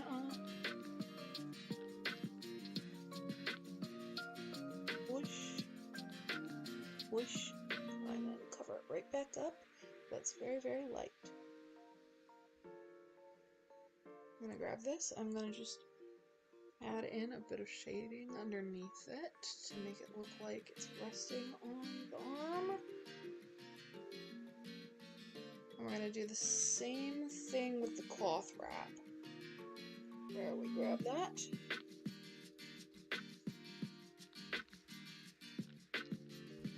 It's the main color of the area. You know what? Since I'm here, I might as well also just grab some of the skin's red and add it in off. It'll give it that transparent look I was hoping for. Yep, so much better. Okay. We are thriving. I have Twitch, and then I recently just made a Discord server again after...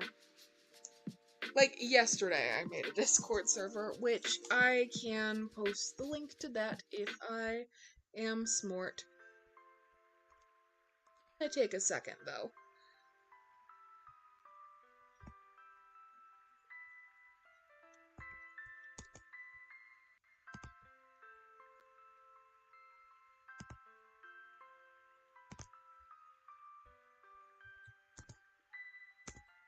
Hopefully that'll work for you.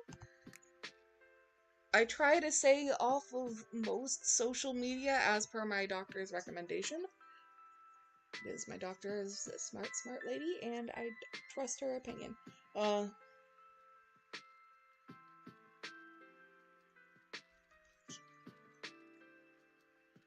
That's what happened. That is what I did.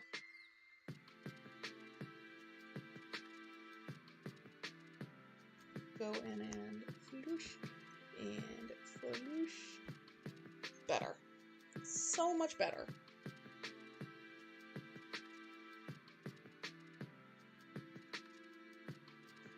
A little bit of the other colors around an area makes so much of a difference. Thank you! I literally just made it yesterday because communication is hard. Now I need to remember which layer I left the chains on. There we go! Alright.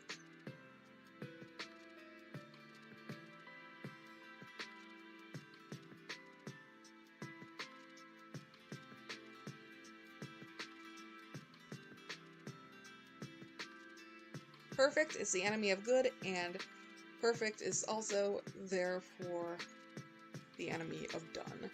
So we're gonna just zoom on through this last little bit.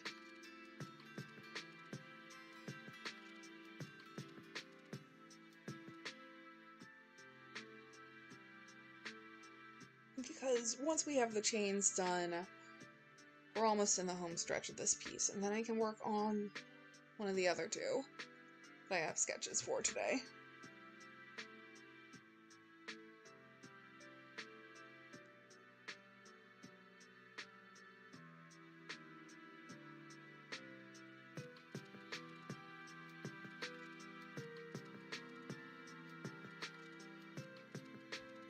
Ooh, alright.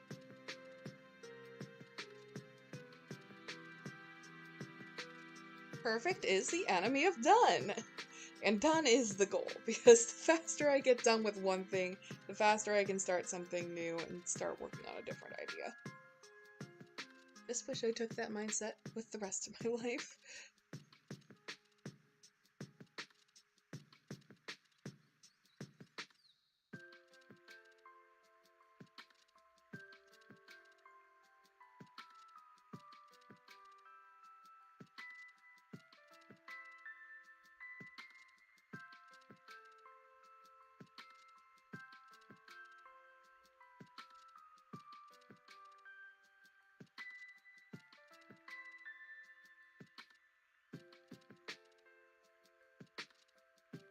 Oh, okie dokie.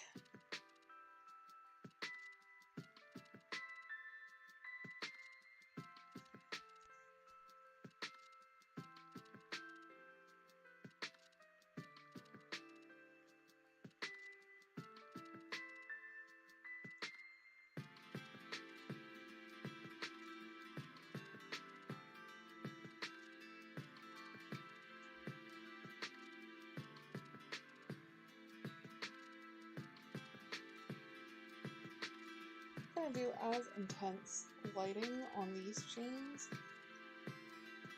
sides, but I'm going to add just a little pop of that orange to them.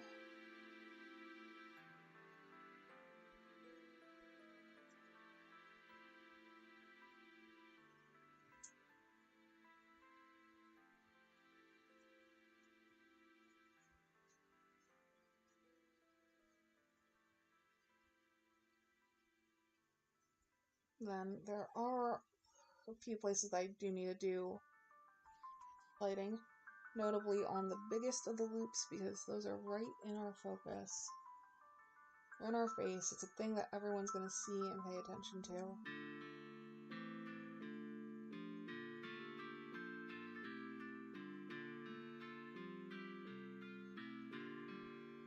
And I need to do it by the other ones near the chest. As good close to the chest. Just has to kind of blend in with the others enough to show how your focus is supposed to fade out. Grab folds to add it in there. Alright. Folder, clipping layer. Time to do the slightly less harsh light.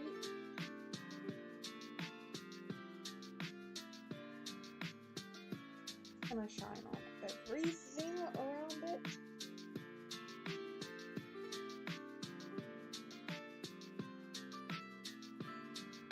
I go in a circle in the areas around. That shouldn't actually show up there because that is in front of our light source, so it will be highlighting backside.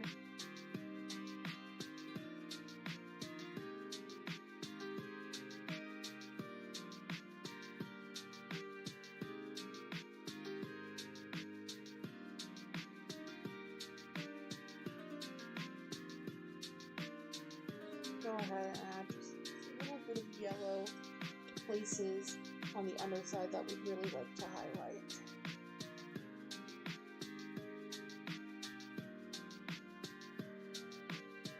My gosh. No, I know, right? I've been trying to get one piece done a day for the past month because I drive myself insane with the art that I do for work. And I want to do more personal fun time. Oh, I can show this off and have it not be just a part of a larger project art.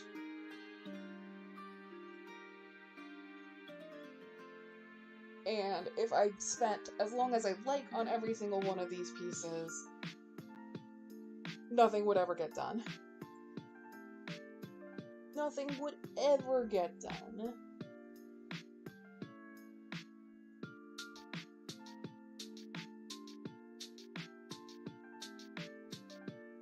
Set this up as dodge and reduce the opacity.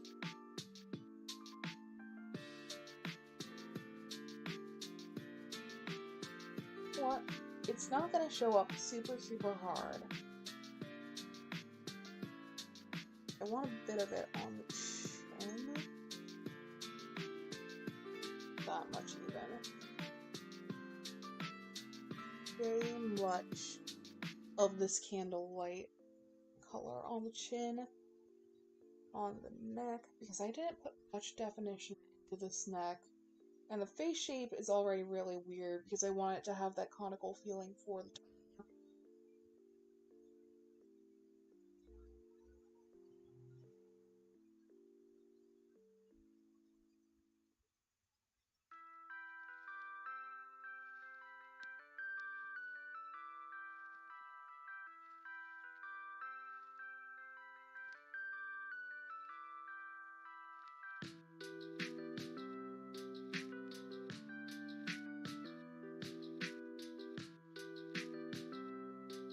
I'll highlight the edge of the nail.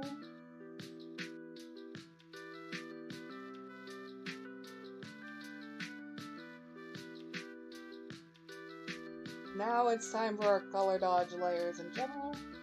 We're gonna go down, we're gonna grab this.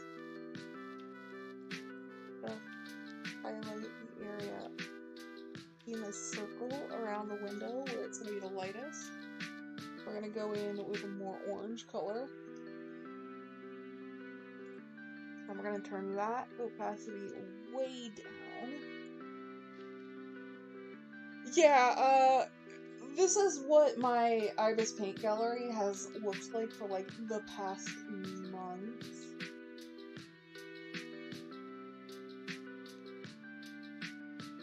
I am trying to literally do a piece a day if I can.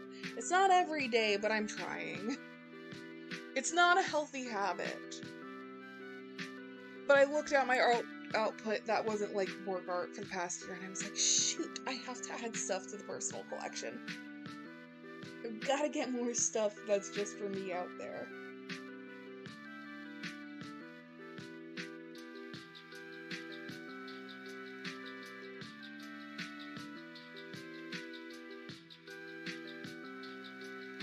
I'm gonna do this again with this purple color for the overlay.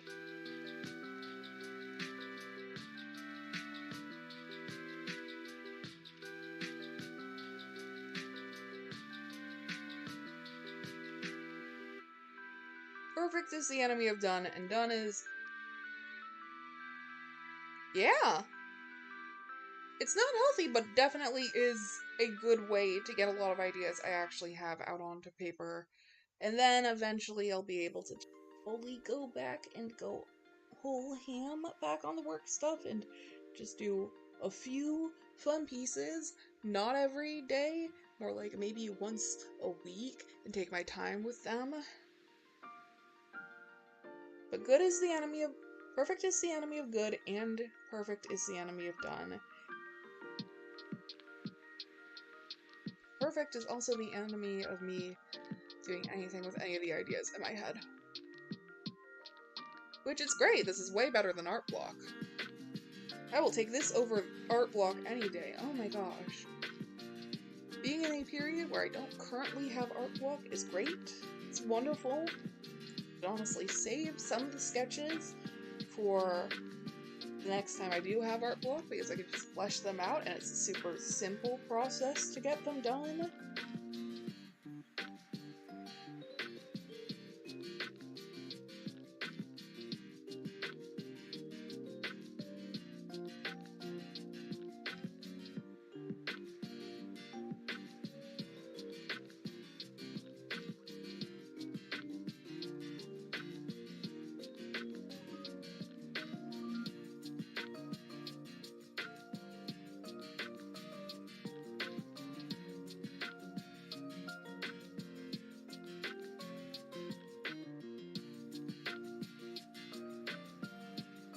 Super quickly finish this background.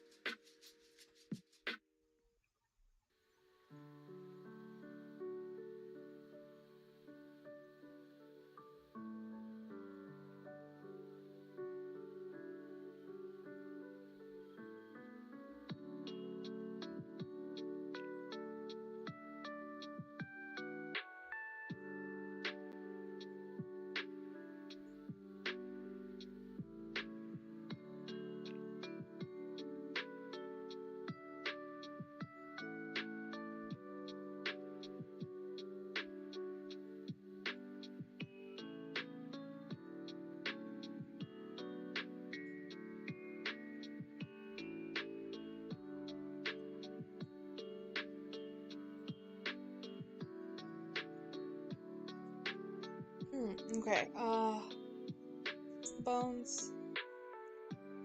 Where are the bones? Bones are here. I'm just gonna go ahead and add a little bit of detailing to these bones.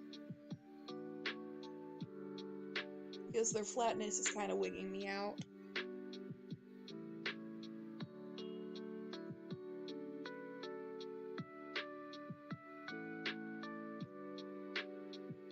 Oops, slow battery mode. I should plug myself in. Whew. We've got this. We can do this.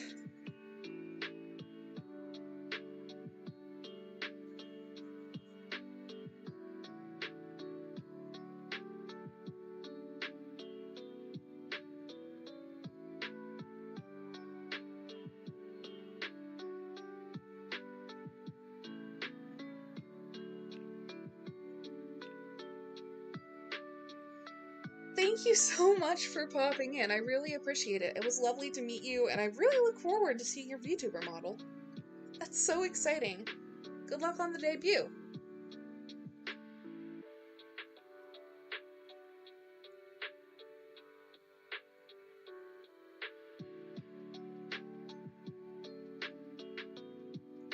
We are almost done with this.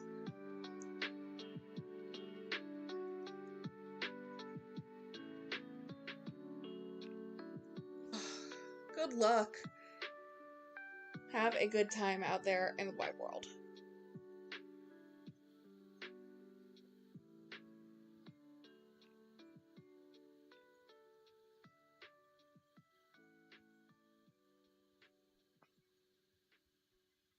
We are almost done with this. This is on the home stretch. Just gonna try to keep my eyes on the prize.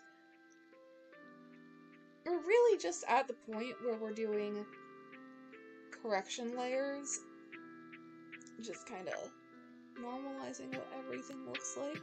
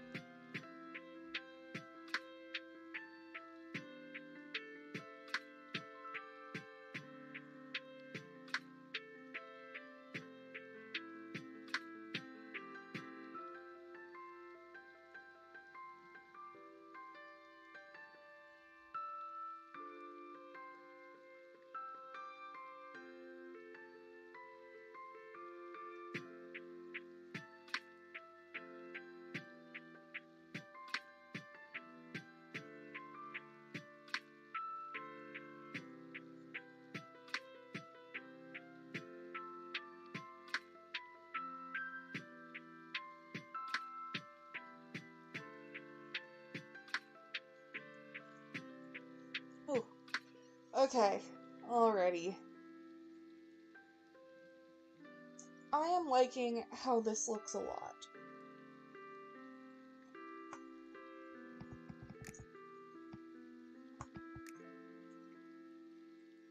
I'm just gonna keep on tweaking it for a few more minutes, and then we're gonna take a short break.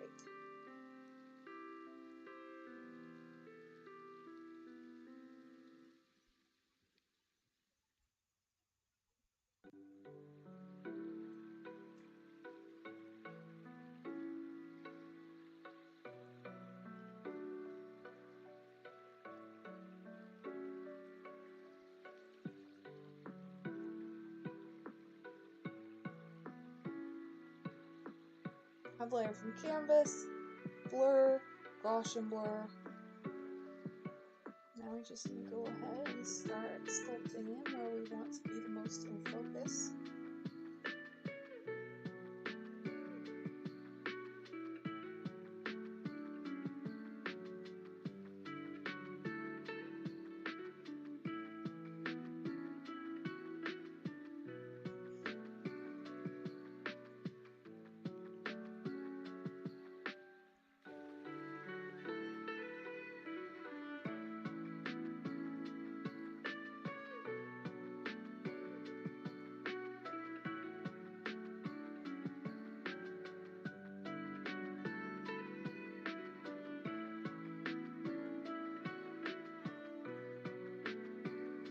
This will add in a nice dreamlike feel almost.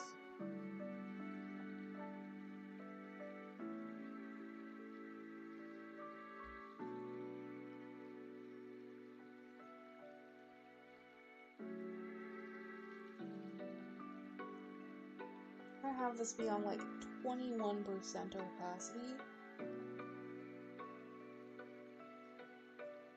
Without it, it all looks really sharp.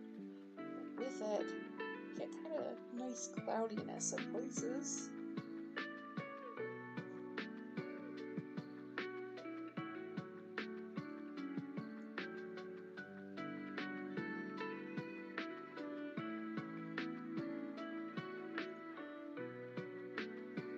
Now the other thing this can do is I can go to adjust color, I can bring it to hue, saturation, lightness.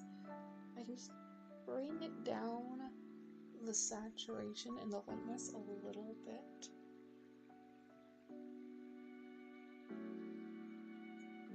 And so it also makes the parts of the pieces that are super, super in focus the most saturated.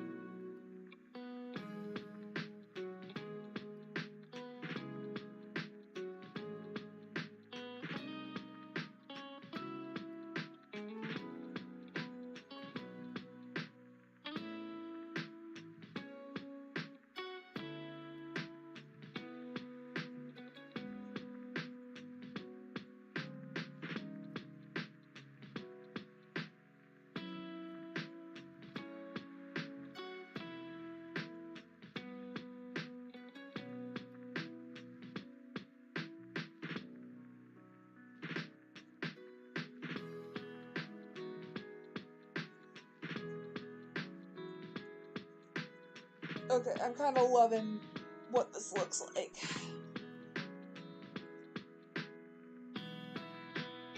We're going to take a short break. I'm going to use the bathroom, and we'll try to see how much stamina I have after that. I'll likely at least do the blocking for another piece, but also my hand is numb again. And we've been at this for however long it took to do this.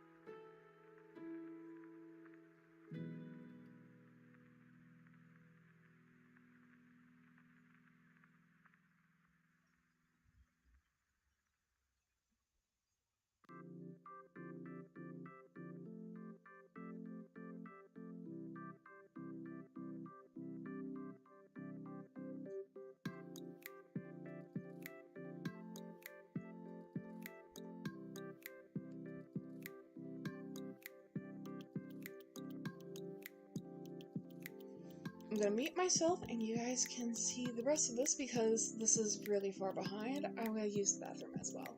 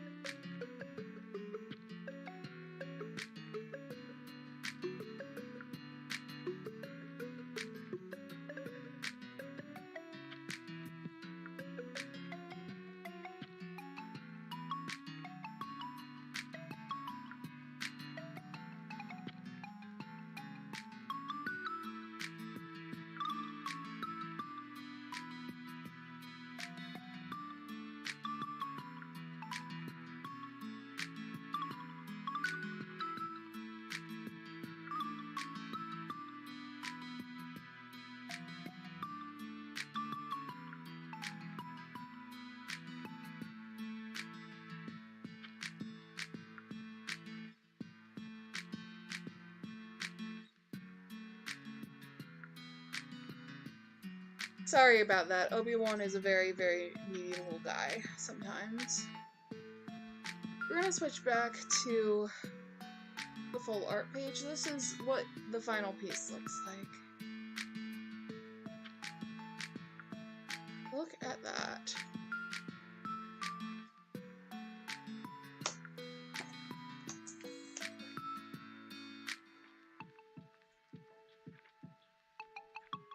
Move it up a little bit so that you can get a better glimpse. But yeah! Alright, I do in fact have a bit more gas in the tank, but not for another horror piece. So I'm gonna save the second horror piece, which doesn't look like it now, but it is in fact going to be horror, for later. And instead, I'm gonna remerge the YouTube chat back into my desktop.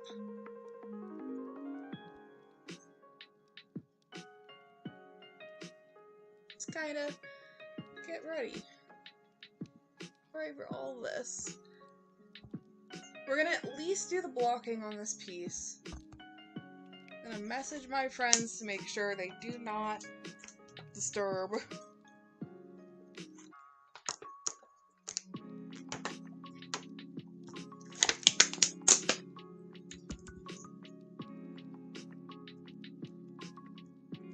Actually, I'm gonna tell my friend because this is their OC that I'm gonna be drawing.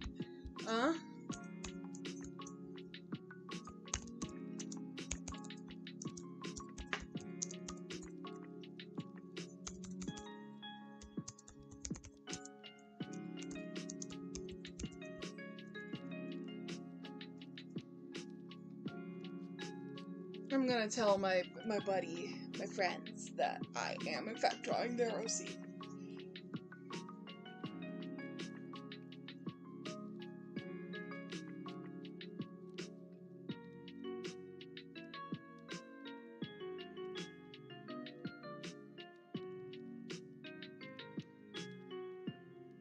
Tone should be a bit lighter and a bit more yellow. Rated. It's way closer to what Elva's skin tone is, and in this lighting, it'll look really good. Particularly because it's going to be very much so neon light, so the skin tone should lean darker anyways, and they have a mid-tone skin.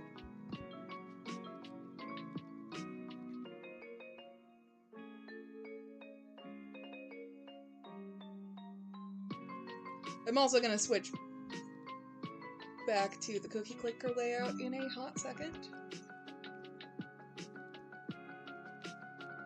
Actually, no, I'm not. The cookie clicker layout can stay on in the background, but I'm going to stay on the art layout.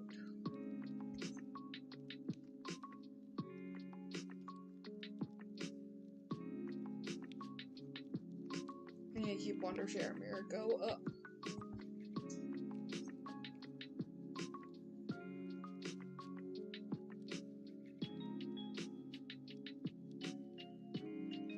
Her hands aren't going to be showing in this, at least in flesh tone. That's really all the flesh tone in the entire piece.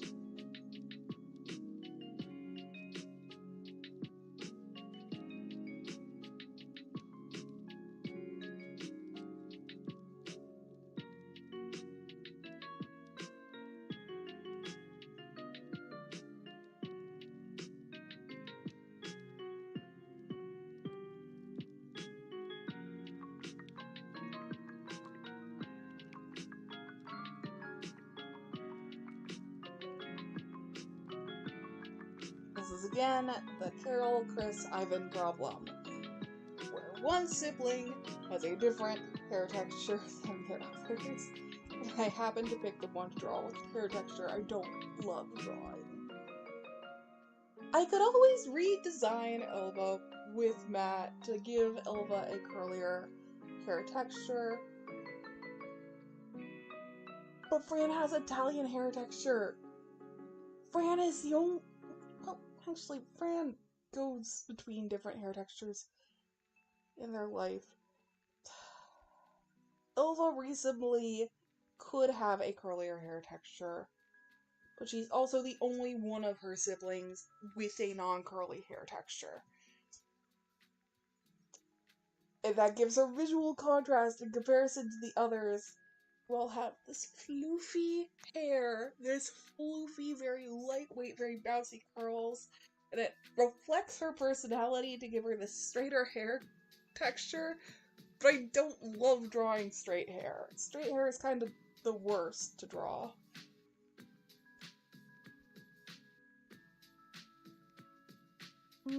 It works for Ilva's personality. Now I need to go into navy blue for the bodysuit. And the armor's gonna go over it, so I don't need to super worry now.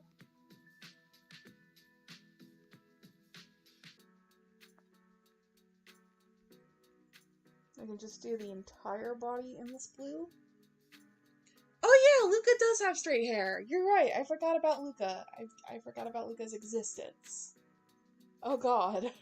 Do I just think about the siblings as Holly, Ilva, and Carol? Do I forget about Luca's existence? I think I do.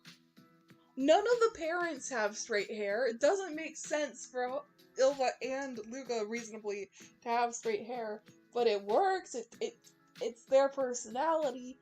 But Holly and Carol have this floppity hair, and it's so nice and pretty and curly and bouncy, and then Ilva has straight hair that's pushed up into a bun.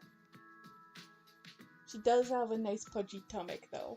I love Ilva's pudgy tummy.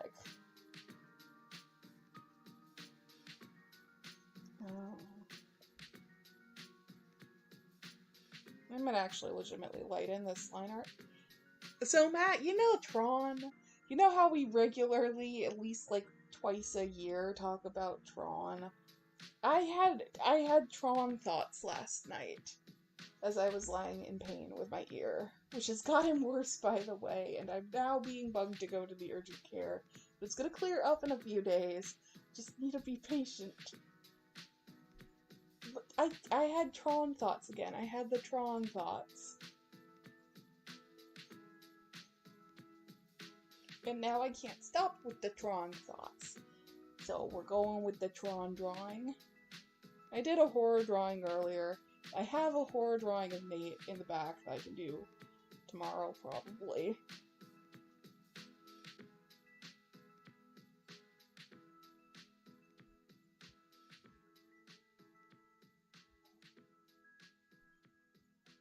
Now we need to go to the lighter color for the skeet.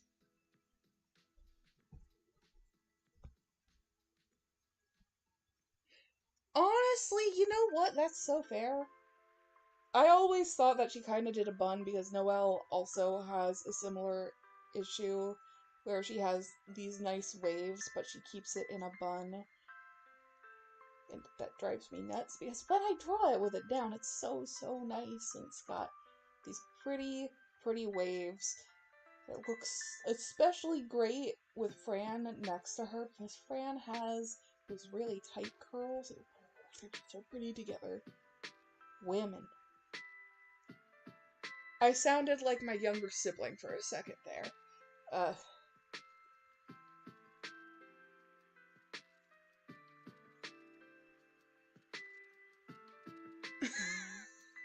don't want to go to urgent care, but I also don't want to stick anything else in my ear. I'll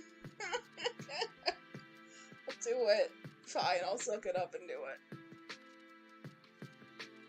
At this point, I've kidnapped the rubbing alcohol into my room. None of the rest of the family gets access to this until my ear is cleared up. Just in case I have to flush it again. But I'll flush it again tonight, and hopefully that'll work. If it doesn't work, it means it's an ear infection. I have to go to the urgent care to get antibiotics. Which, fuck. I do not want to go to the urgent care for antibiotics, but it's probably gonna have to happen if it doesn't clear up in the next, like, 24 hours.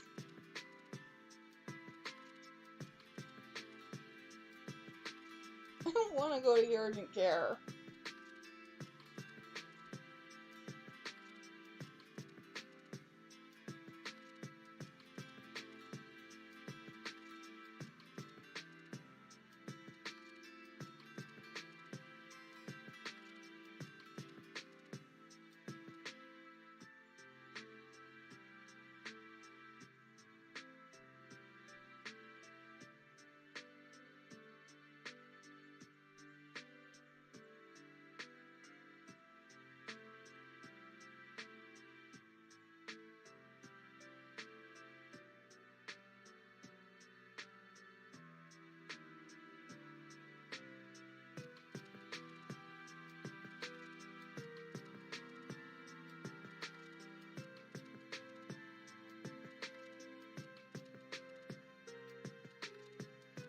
I was not able to go out to Mother's Day lunch because I was writhing in pain in my bed.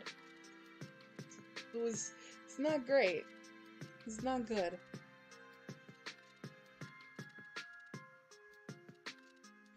So that's the gun, so now I can go back in with the same gun color and do the armor. Have our shoulder there, so we can do a few underneath. Then it should be whoop. We're gonna have this like neck guard piece because I'm into the neck guards recently. It's gonna go around kind of down the back as a almost Kevlar vest sort of situation, sort of deal. Whoosh, whoosh, whoosh.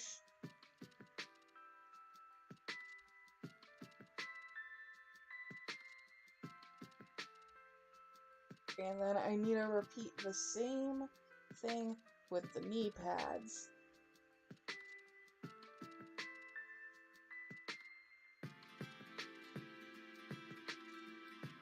Yeah.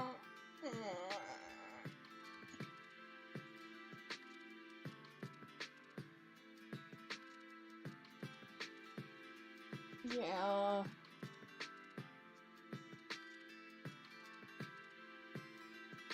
Oh my gosh, I can hear again. As we're talking about the ear infection, I just heard the pop. Oh, sweet, sweet relief. Oh my god. Jesus fucking Christ. Oh my gosh. Please stay clear. That was so good.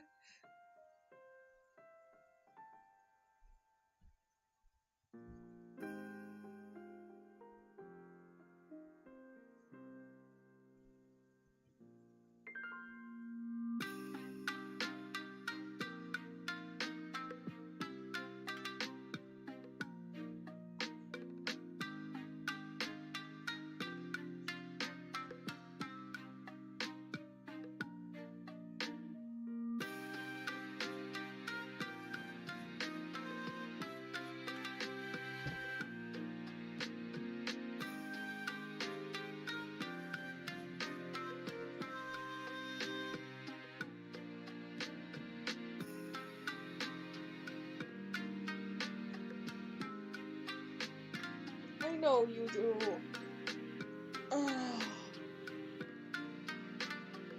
But you don't have to Debrox it like 5 times in a row.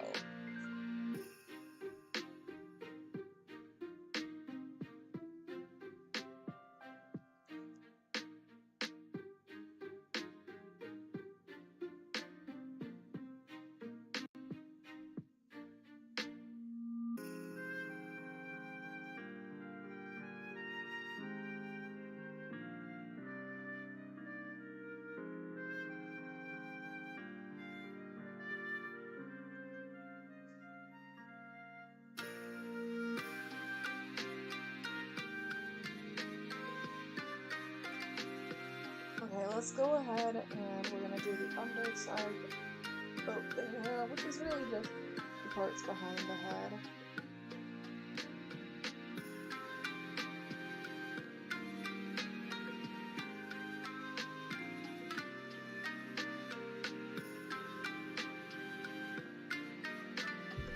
Then we'll also end this false swoop. Because Debrox is expensive for a solution you can make at home.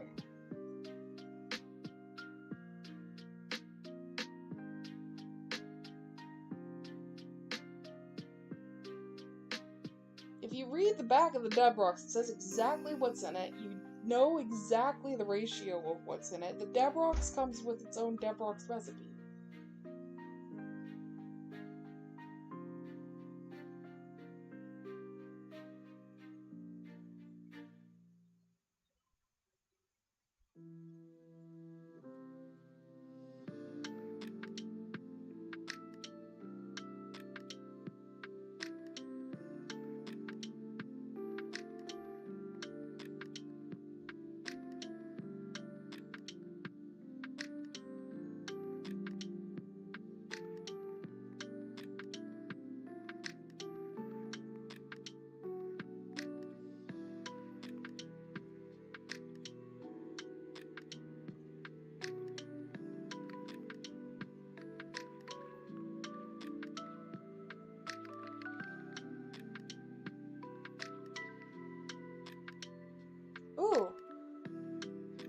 I get the face down.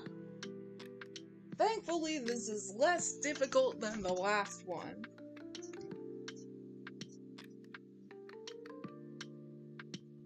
It's 1 part hydrogen peroxide, 1 part water.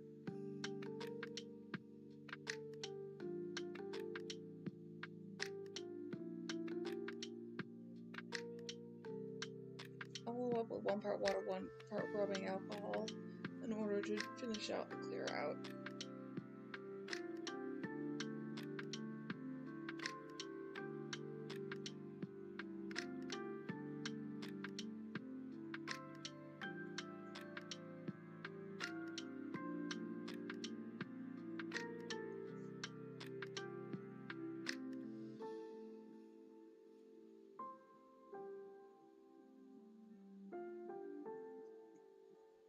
Oh no, the swelling is now down enough where I can hear it popping every few seconds.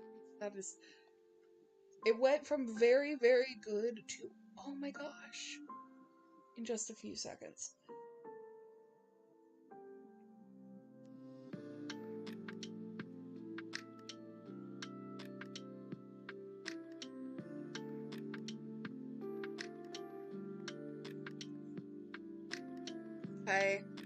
I'm just nervous about adding vinegar to my ear. It sounds like a really, really terrible idea.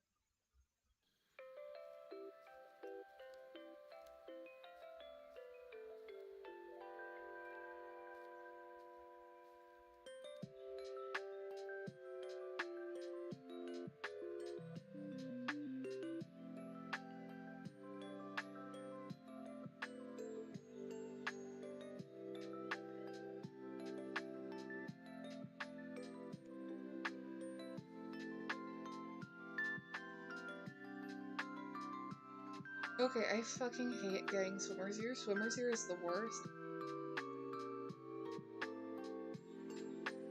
I remember the first time I got swimmer's ear, I was on a trip with my dad and my stepmom, and they thought I was faking it. And it started right at the beginning of the trip. No, I was gonna do apple cider. Yes, I'll do white vinegar. I will do white vinegar.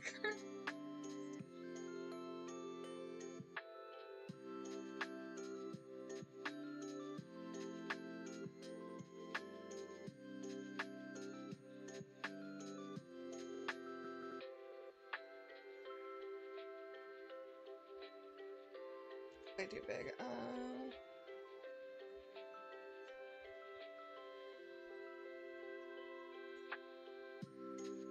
Bottom lid in this case.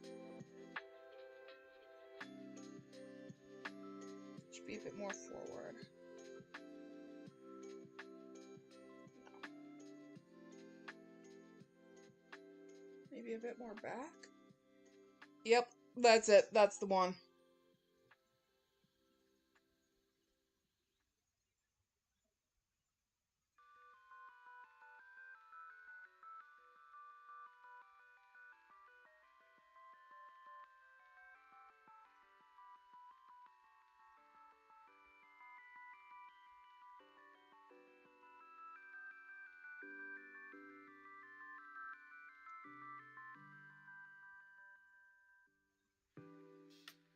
Ooh.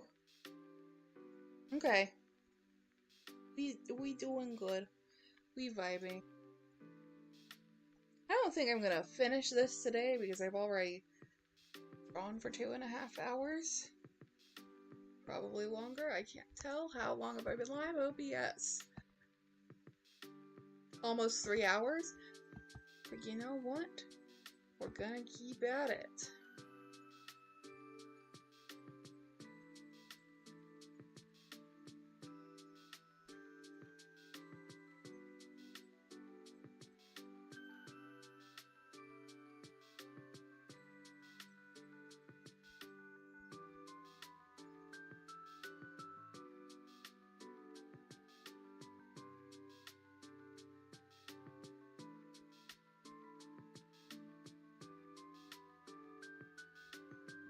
I'm glad.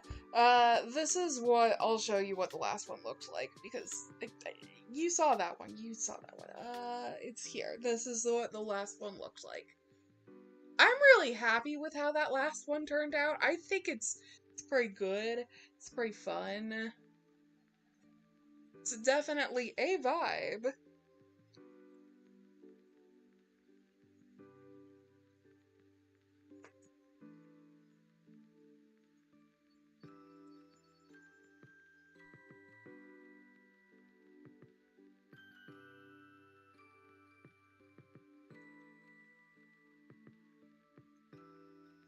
Every few seconds, my ear is popping. I'm going to hurt someone. This is not good.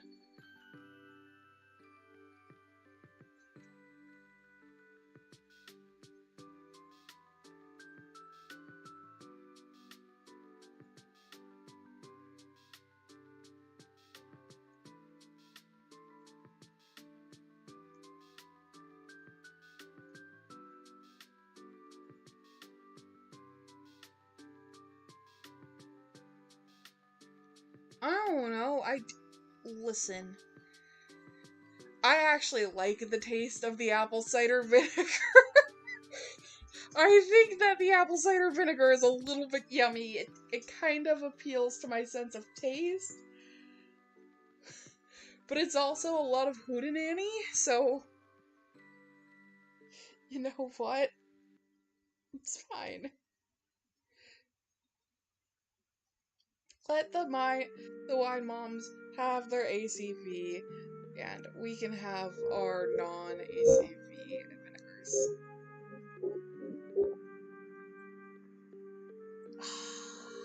Apple cider vinegar is so tasty, though. I really like how it tastes. I know that you don't like how it tastes, but it's so good. It doesn't have any right to be that good. I disagree. I actually like how it smells, too.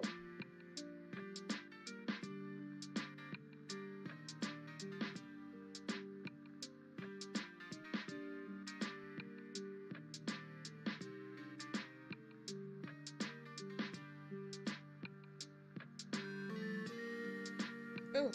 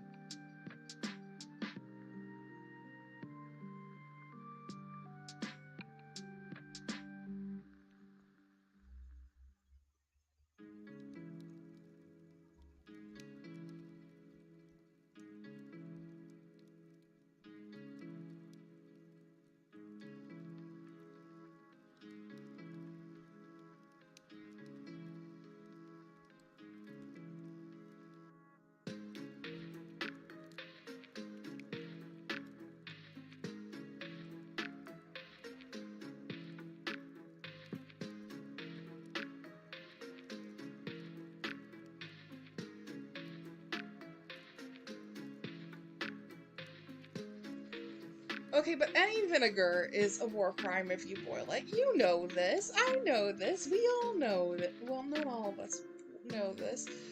But vinegar is literally a war crime if you boil it. That's why people don't usually make pickles at home anymore. Because that's the equivalent of war criming your entire family.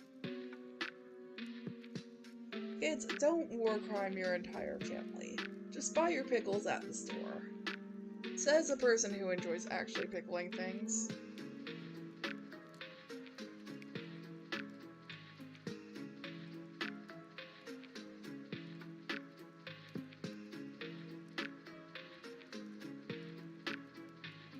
Oh, oh, buddy.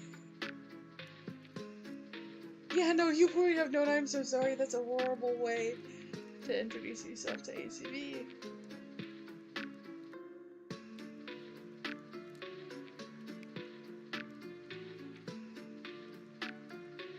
Add orange, yellow. So you remember those, like, things where you do the sketch on black paper and it turns into all the different colors of the rainbow? It's kind of the inspiration I want to do on these neon lights. I think it's gonna look cool. I think it's gonna look very awesome.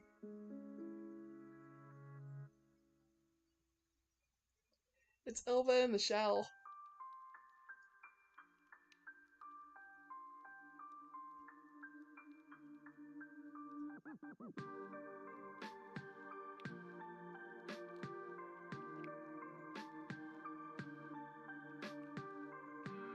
And then there's one more thing we need to do that's with this.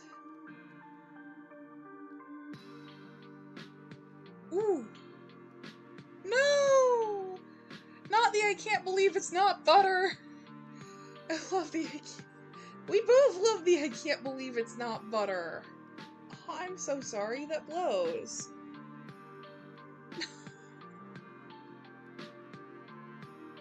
Okay, but also the other day, you remember, I burned popcorn in the microwave and the butter. Well, I actually just exploded I just blew up the butter, but you know.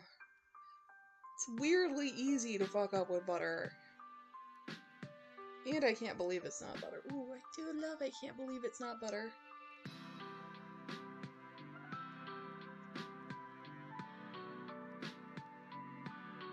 Why is I can't believe it's not butter that tasty?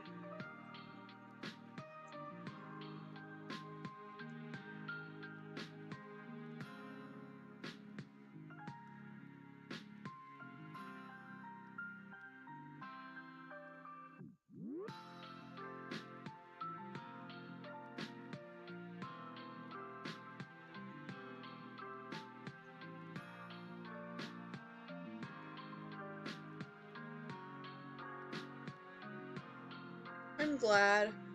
I'm glad it's finally good again. Because I know you love it, and I know that I love it. And yeah. Yeah, it's just a tasty thing. I don't know why it's so tasty. It has no right to be that tasty, but it's tasty. Sure is tasty.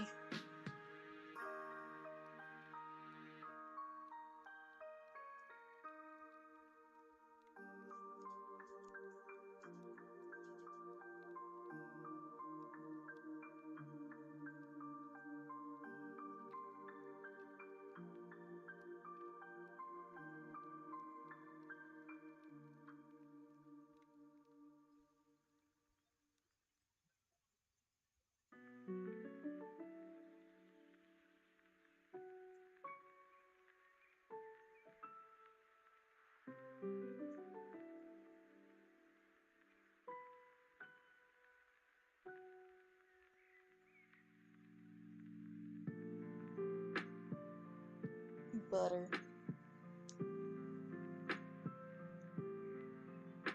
I want to do this visor in a bit of a different way from how I normally draw visors and have it be like a liquid instead of a solid.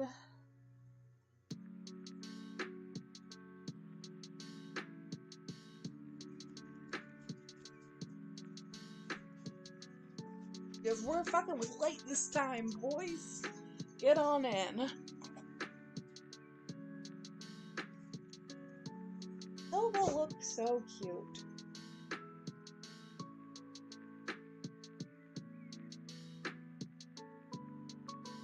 Here are the outskirts of the Ilva Inn.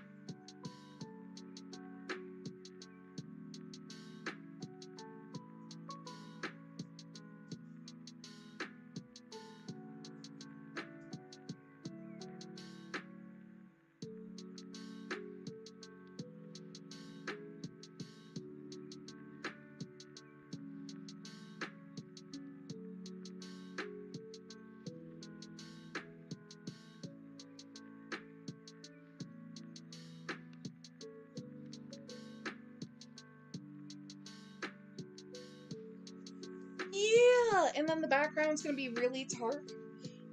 Hey, welcome on in, English Biscuit. How are you doing? How are you feeling? Well, I'm glad I went on to do piece 2 then. Because I didn't know if I would. I thought I would. I had a few sketches that I wanted to do today. How was your day? Happy Mother's Day if you live in the United States, but given that you are an English Biscuit, I am assuming you don't.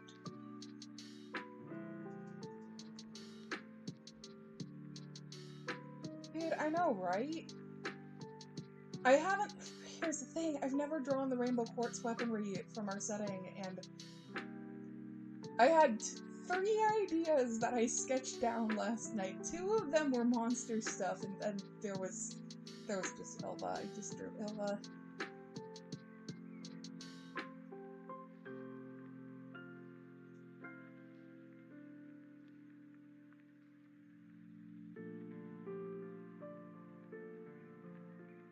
It's way harder to sculpt with light, though, than with dark. You just have to keep on popping in with the different geometry until it looks like I want it to. Making it darker, lighter, darker, lighter, darker, lighter.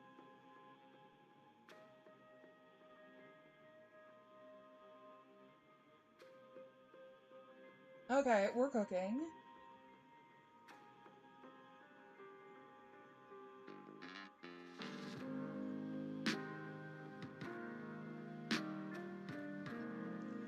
Hey yo, how's your Jack in the Box? That sounds yummy. I have a Reuben from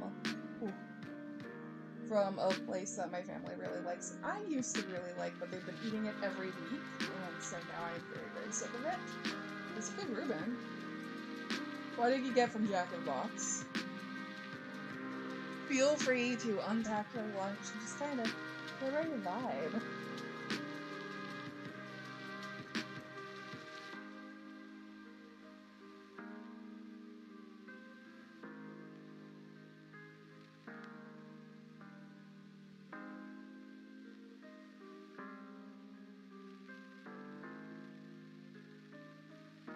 Oh, by the way, there is now a Discord link, as promised.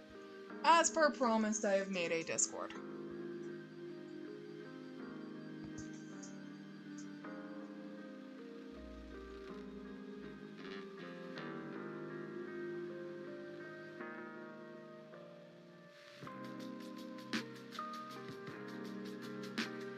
You know what I actually have to do? This is not gonna be great for me. Oh, we're gonna add in sorts of lighting in the ground and just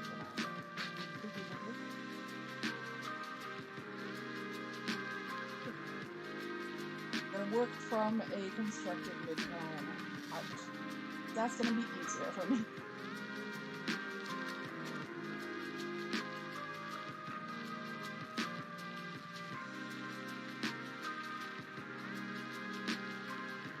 Ooh, yum. Ah, jealous. Bacon burgers are delicious. Dude, bacon burgers are...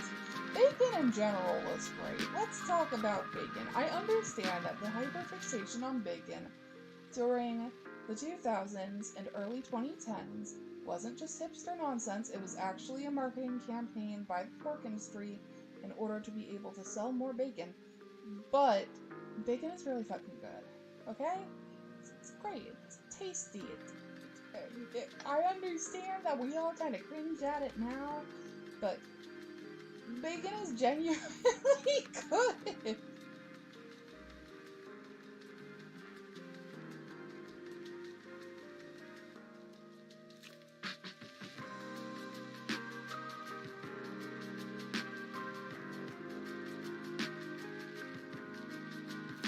There we go. Sketching it out, I actually remember what I'm doing finally.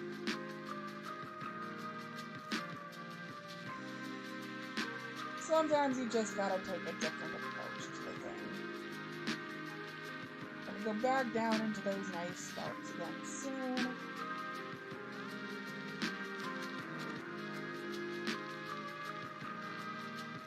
I'm gonna make these darks really, really bold. Just gonna go in and add in our midtones back.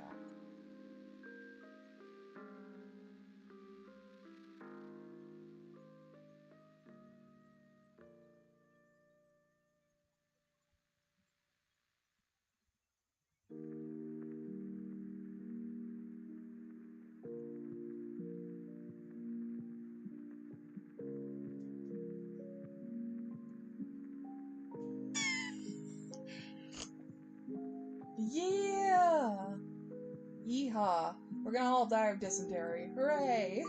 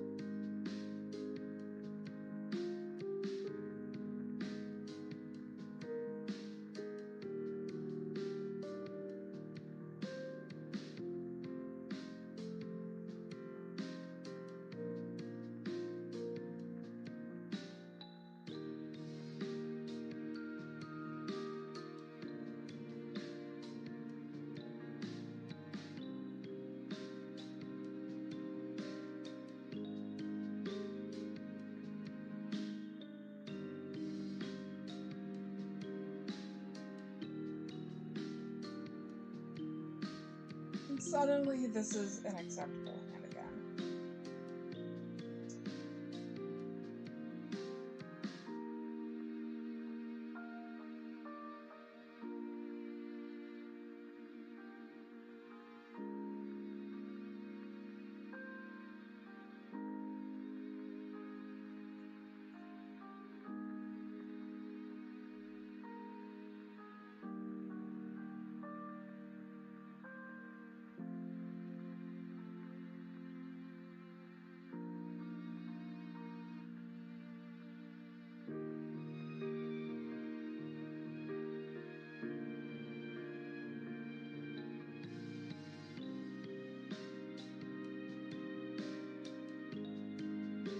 Oh, dude, the bison burger is so good.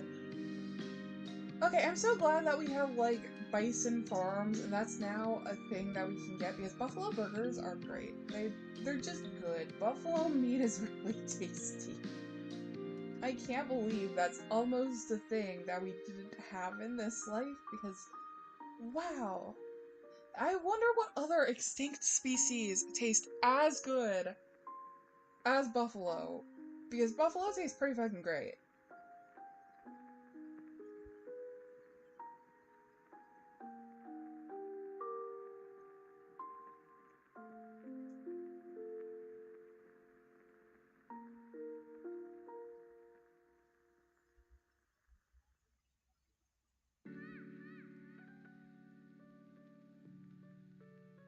Okay, but also, unhinged take, I think there's a strong chance that maybe, just maybe, the pemmican might actually be tasty. I bet if we gave it a try, it would actually be good. Not amazing, but decent enough. It's berries and it's nuts. I bet it tastes like a Nutri-Grain bar. With also lard. But lard isn't bad, lard is yummy.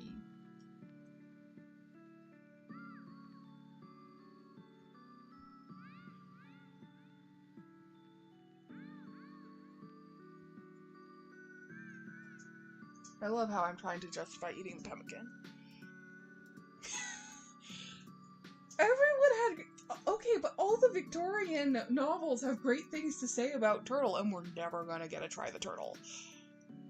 Because they're endangered now, and we absolutely cannot further endanger the turtles. No, I don't use paper straws because I have a difficult time drinking. What are you talking about? Ha ha ha ha. Ha ha ha ha. Ha ha ha ha.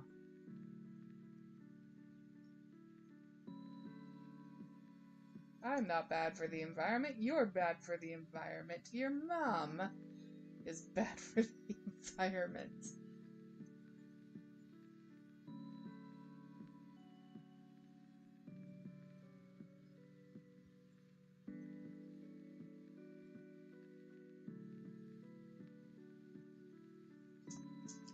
Yeah, I bet that's exactly what it tastes like. And I like both the Nutri-Grain bars and Burt's Beets lip balm, so I bet I'd like pemmican. I bet if I tried pemmican, I'd actually be like, "Oh, this is very tasty," and then I want to eat for a month because it's a fucking pemmican.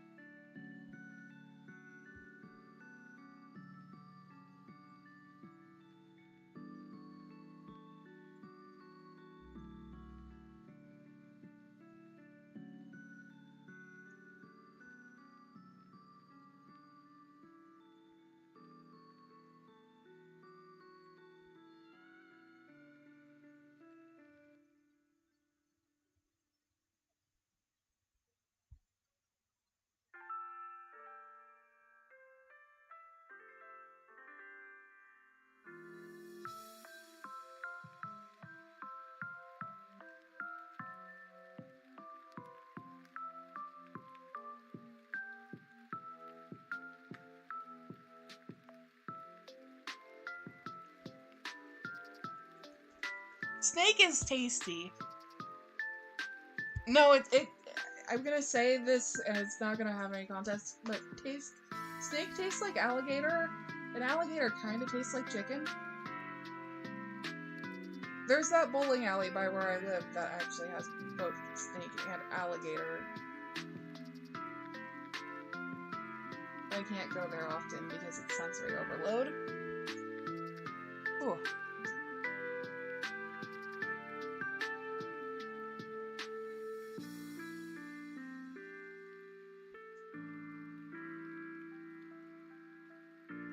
Slightly more leathery than chicken to my memory, though. It is good though. I like snake. I like alligator too. They had alligator macaroni and cheese balls at this bowling alley, which is wild, but what can you expect? It's attached to a Bass Pro Shop. They're expecting a certain demographic of customers there. And they're the sort of demographic... They're the sort of demographic... Yeah, but it doesn't have the sort of fishy taste of fish, which I like about it. Snakes are also really cute to just be around, though.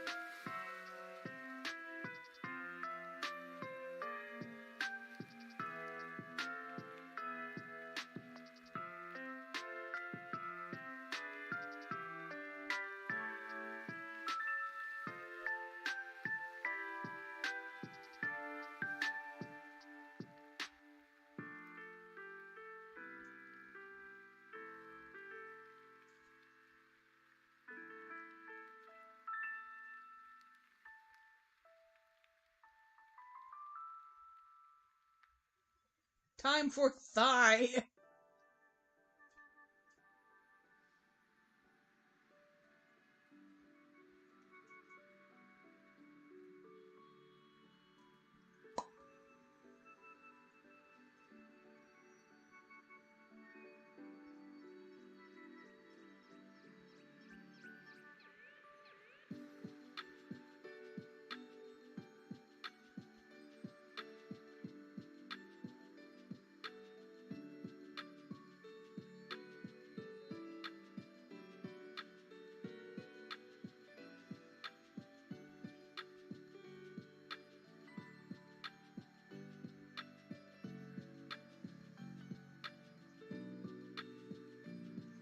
Yeah, most white meat tastes like chicken. Most dark meat does not taste like chicken. Most red meat does not taste like chicken. But most white meat, which is a lot of types of meat, tastes like chicken.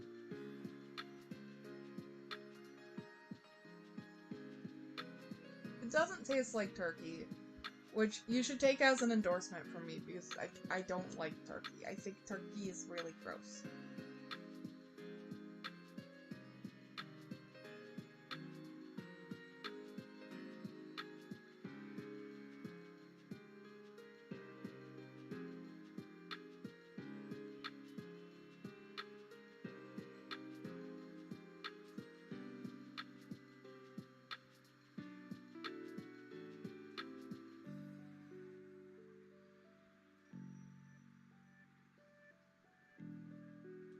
Okay, here's the joy of this. I actually have the color figured out. I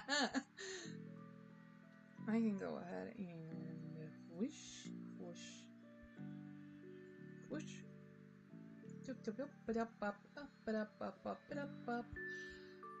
It's just line on the sand because I know the neutral ground.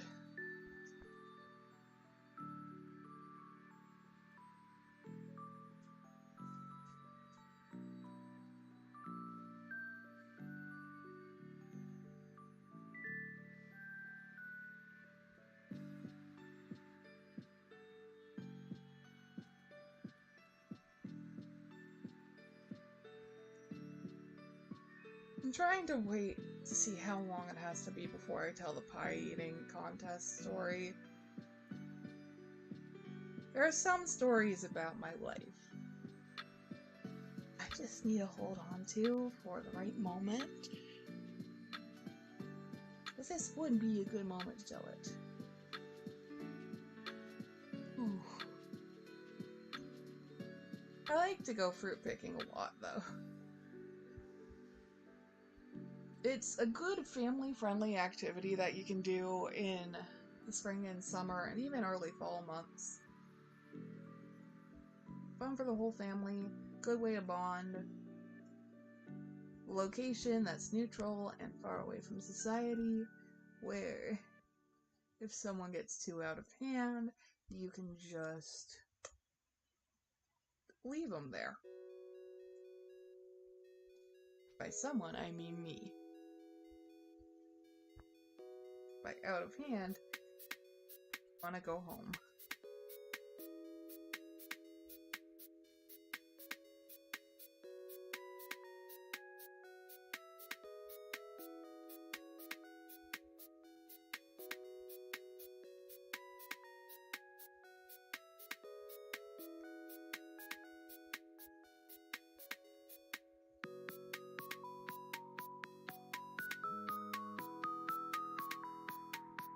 Oh my gosh, I forgot that the Bass Pro Shop time that I tried alligator was also the same time. Oh no, am I bee-booping? Am I bee-booping and bee-bopping? I'm gonna turn the music volume down. I have no reasonable way to check if I'm bee-booping or bee-bopping.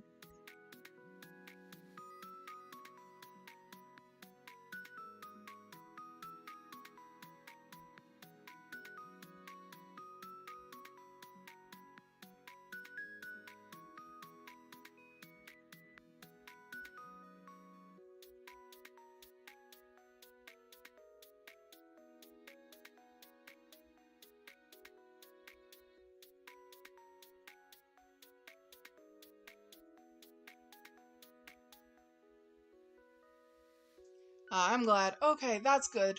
That's really good, though.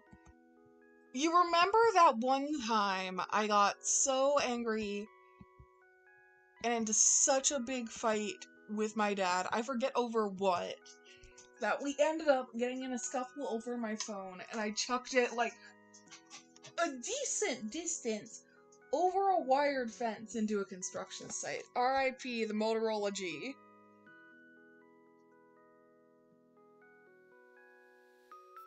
R.I.P. to the Motorola G. Don't do that one. To that, I think that was literally the same day I tried alligator. It's funny. The thing that comes first to my head in retrospective is the alligator.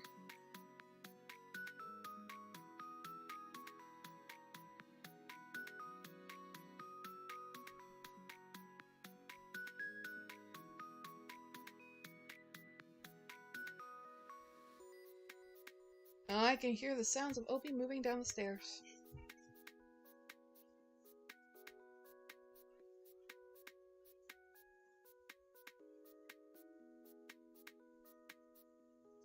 He's had so many treats today, his tummy is not empty. I gave it to him. He did tricks. He is not starving. Neither is his sister. Don't let them fool you. They did tricks for treats.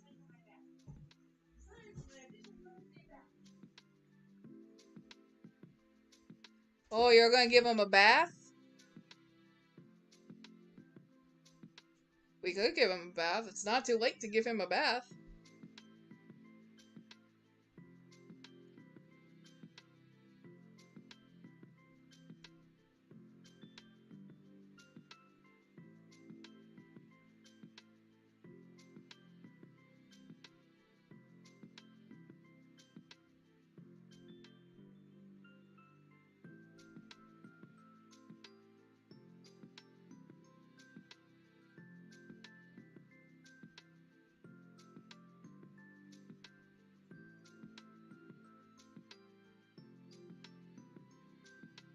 Ooh. Okay, we're gonna add in whoosh, whoosh, whoosh, whoosh, whoosh, whoosh.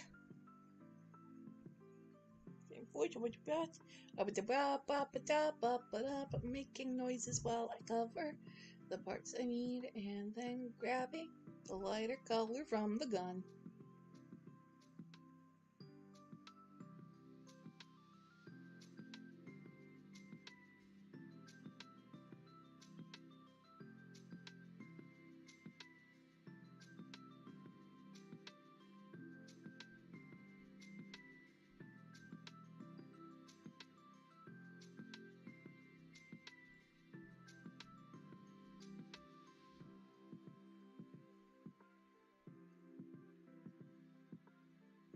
I know, right?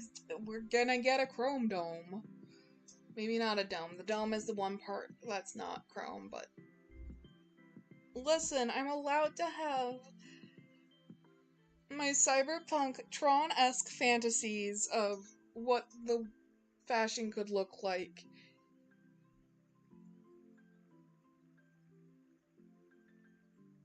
And be thinking of that one song that goes, "Die, I am your little butterfly," that was in all the AMVs back in the day. Oh, that was a good song. It's also on DDR. I remember playing that map on DDR as a kid. That was great. That was such a good map. There's also a chance that the DDR pad that I had access to just happened to have it loaded on it as a custom song. But it was definitely on the DDR pad that we had in my middle school gym.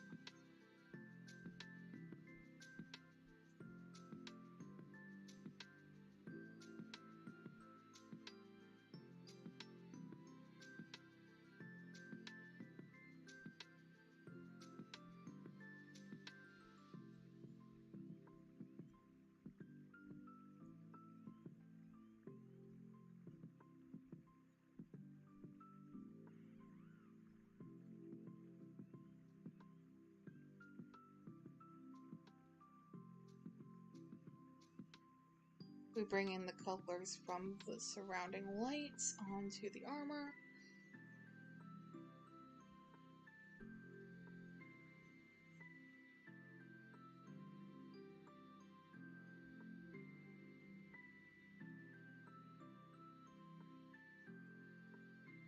Don't ever ask me to redo this. There's no chance in hell I'll be able to remember how I did this in the first place, let alone be able to recreate this.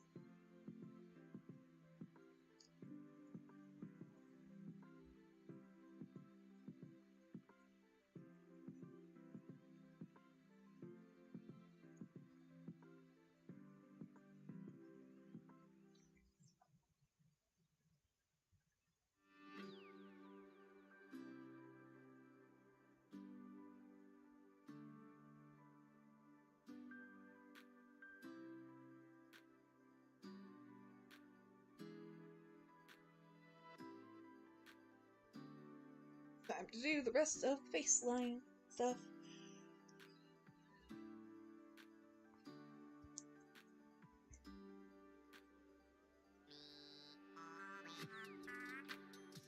I want to play Animal Crossing.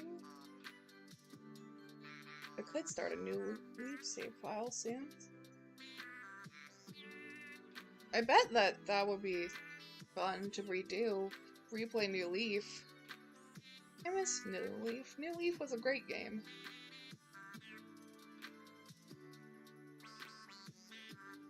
Poor Ilva keeps falling in love with Rebels without a cause, and Rebels with a cause, for she is the most lovable evil character imaginable.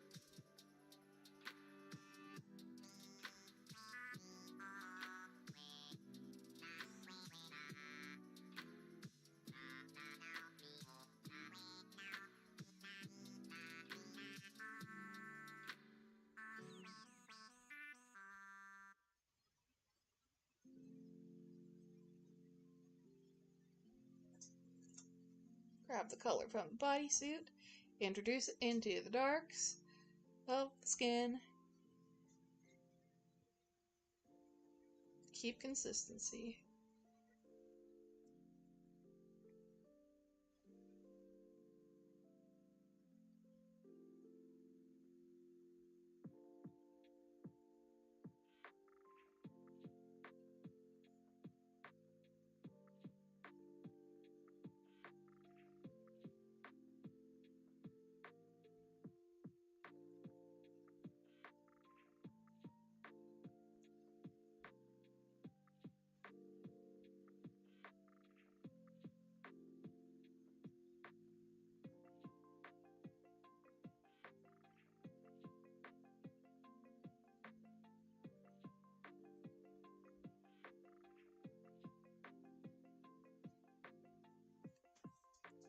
See ya, Biscuit! Thank you for popping on in. Great to have you here.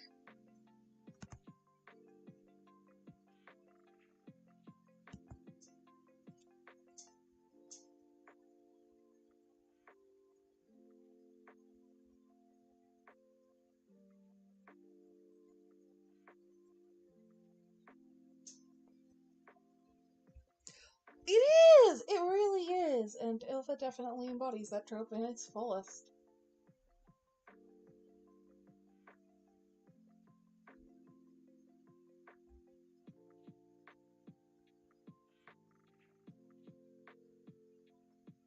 She is such a cutie.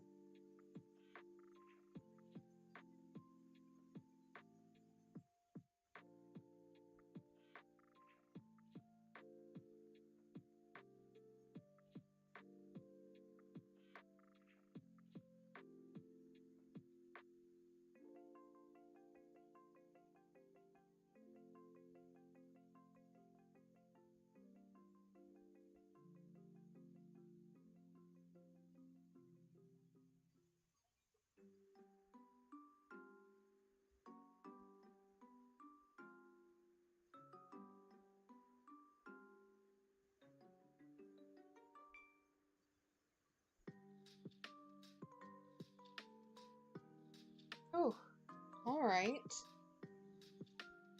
I do too! They're such a good couple. But also, Ildiva x Sandy is the OTP, and he's probably the only one that actually, is well suited for Ilva. Because they want things. And Hero, well, not Hero, and Villain x Dragon is also a very good ship archetype.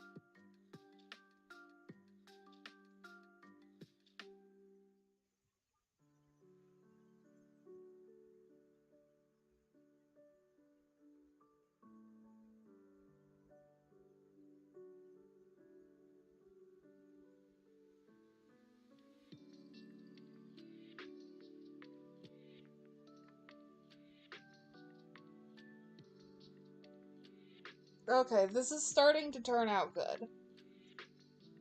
This ended up being just the quick piece I needed.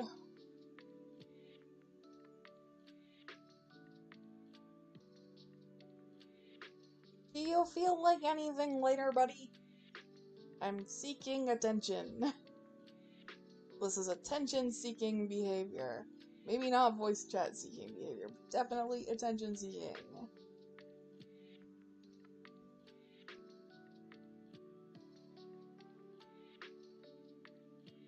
Oh, I'm drawing on the wrong things.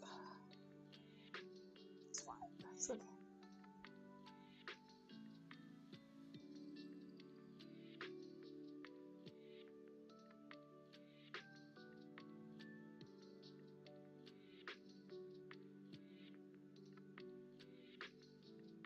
My ranking of the siblings' hair goes first Holly, then Carol, then Chris, then Luca, then Elva, and then last Ivan. Ivan gets bottom rung. Because it is the least glamorous hair.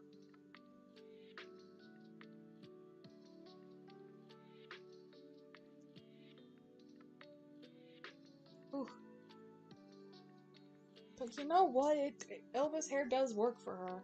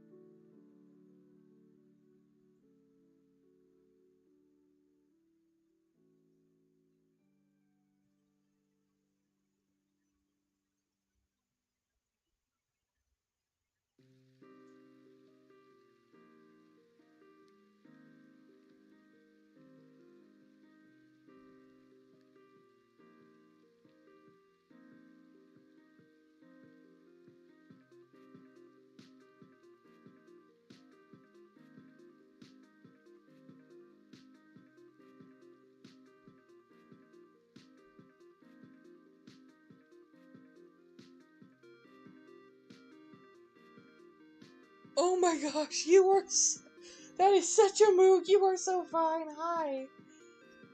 I'll hear from you in a minute and 30 seconds. Random.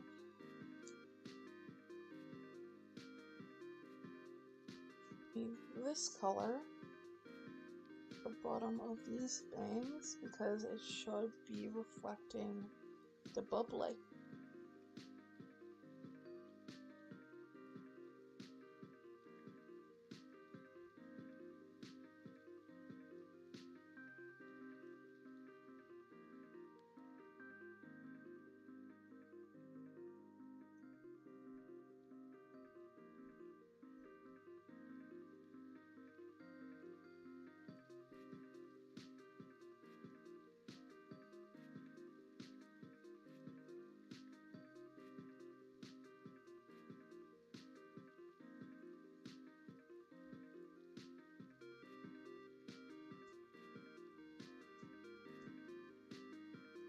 Okay, this kind of popped off.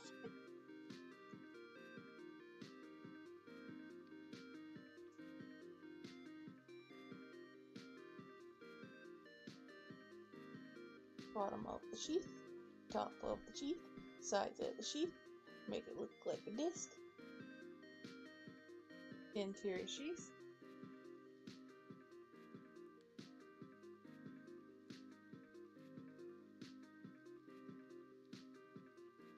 And not unite!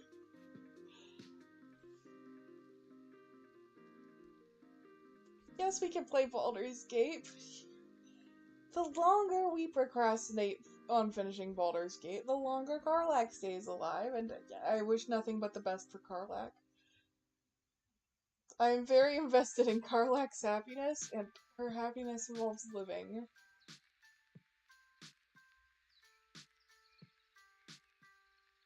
If we finish this game and Karlak dies, I'm gonna be so stupidly sad. I don't even think you get it. That is the main reason I'm putting off finishing this game with you. I don't want Karlak to suffer. I love Karlak with all my stupid heart. Wish I loved her less because then we could finish this game faster.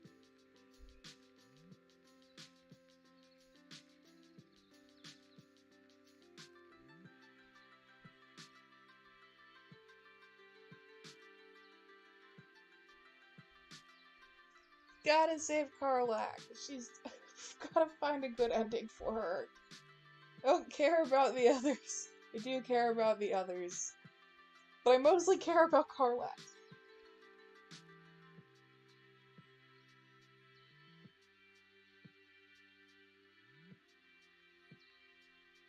Here's the good news about this gun. It's gonna be so stupidly easy to do. Oh, say Happy Mother's Day to your mom for me, and to your grandma. And I'll say Happy Mother's Day to mine for you.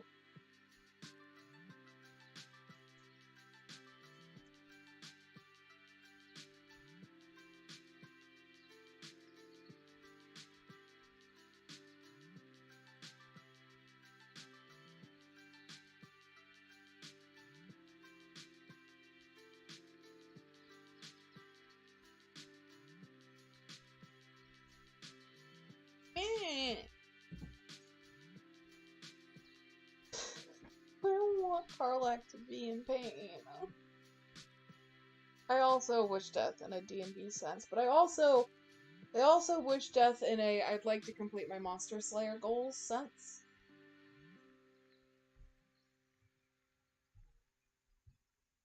Aww. What has your mother picked out for Mother's Day?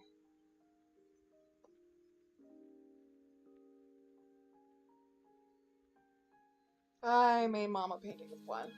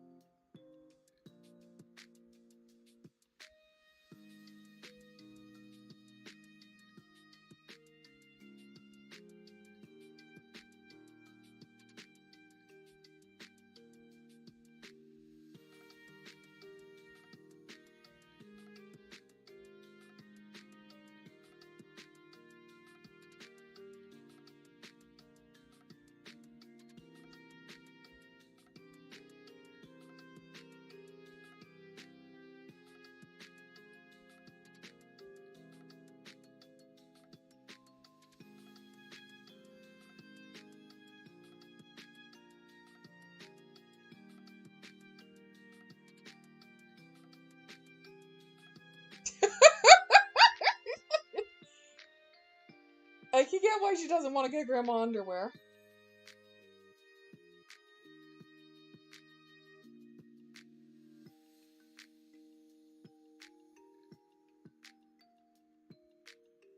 Where is the darn sword on? Overlay.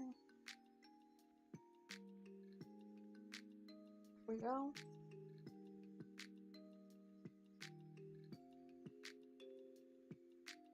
Color dodge.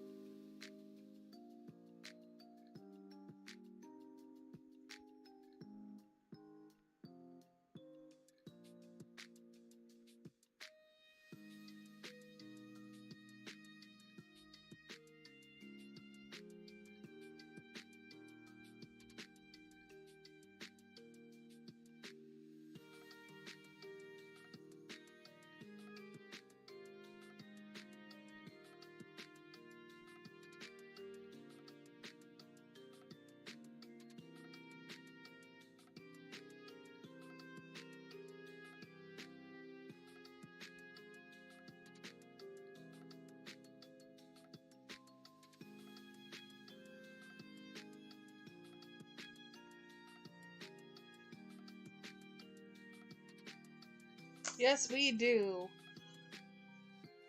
I would literally rather play Sims than Baldur's Gate. I do not want to finish that game. Mostly because I am so committed to not finishing it to keep Karlach alive at this point.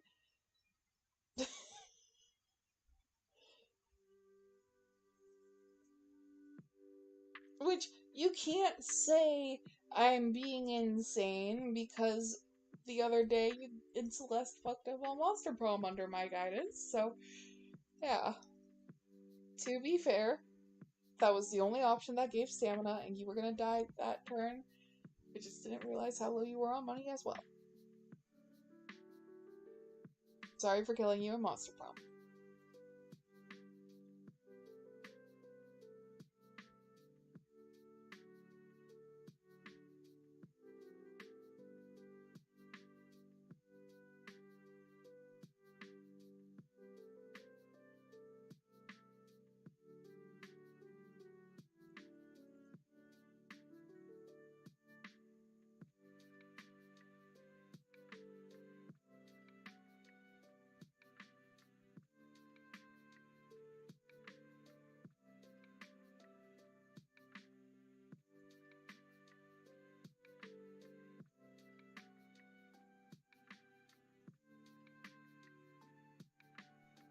I don't hate Monster Prom. Fear hates Monster Prom. I was just exhausted. I was not awake fully during Monster Prom. I liked Monster Prom. Monster Prom was fun. I just was also a dead man walking.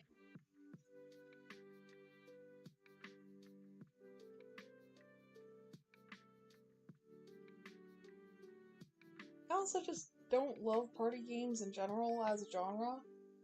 I think they're fun, but I associate them with hurt feelings and broken hearts.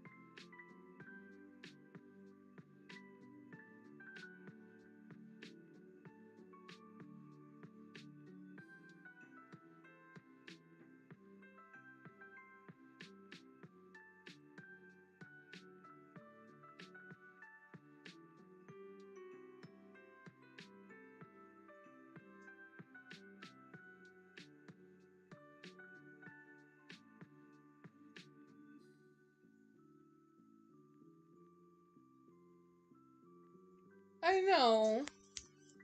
I know. You guys ended up just being nice to each other. It was very wholesome to watch.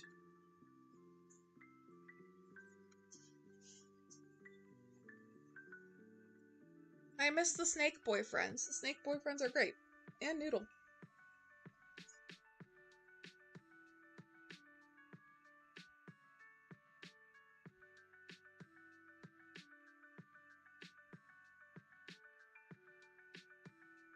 Really, the lethal mistake was switching on to Damien.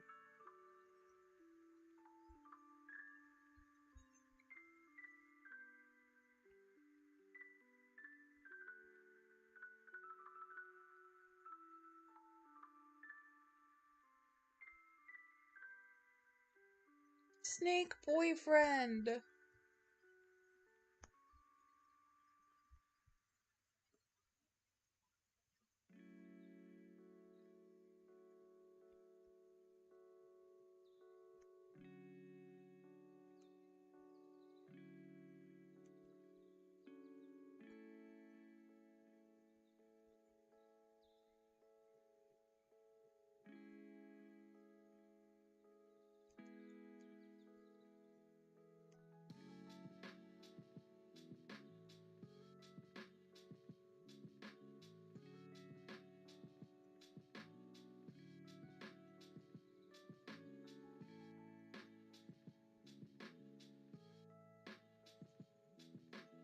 I know, right?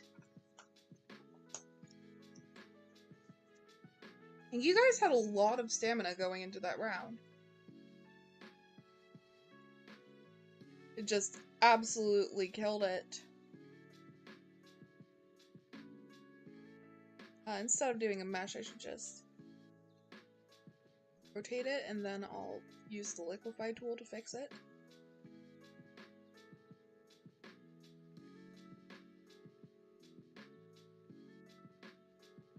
God bless the liquefy tool.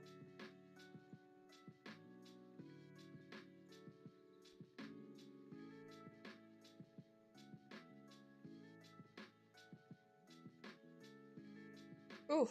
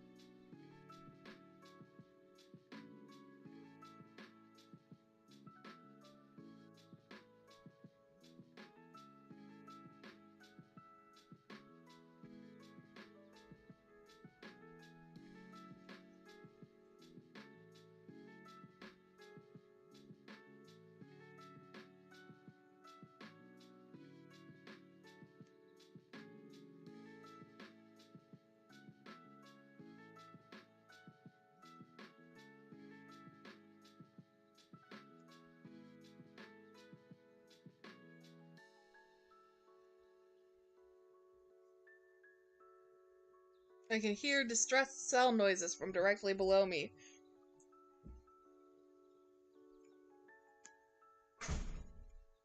I can hear Mom slamming door noises from directly next to me.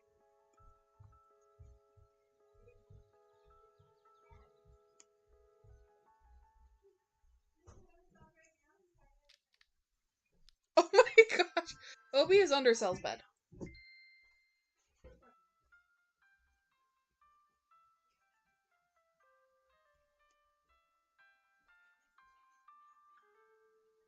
Hooray for Chinese food!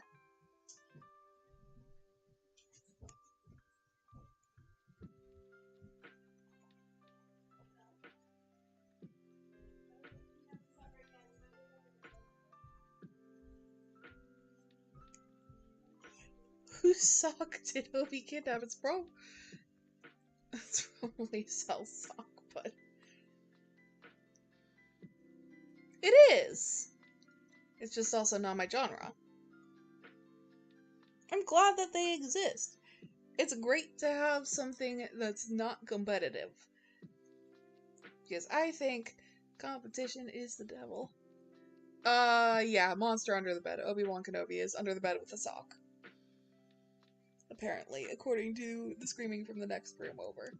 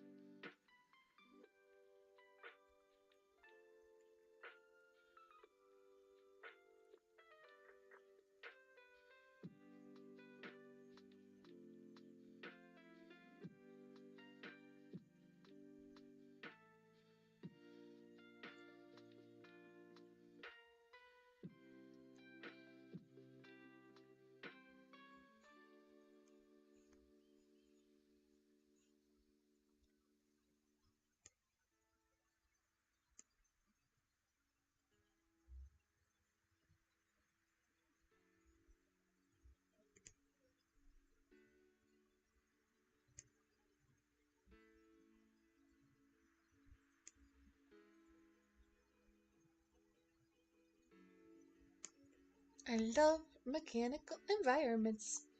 They tend to look so cool.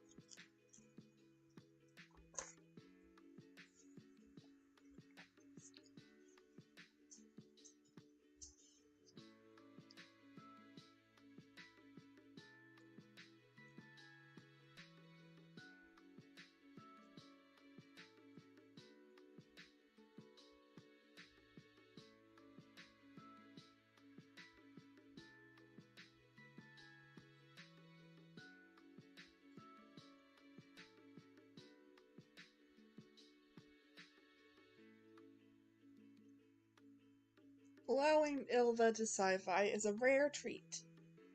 Rare treato.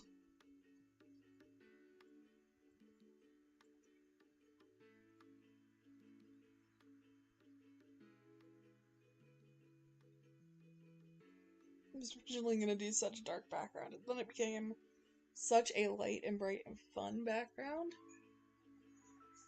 I can't even.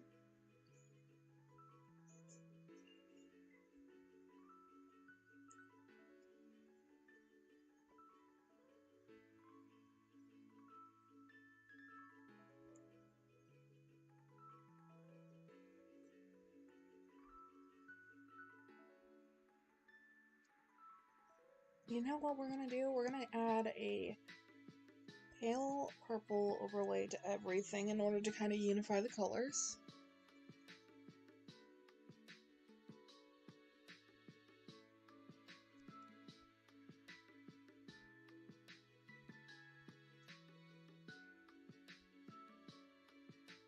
We're gonna hide that, and then we're just gonna take a bit of each type of color and just lightly blur it all together.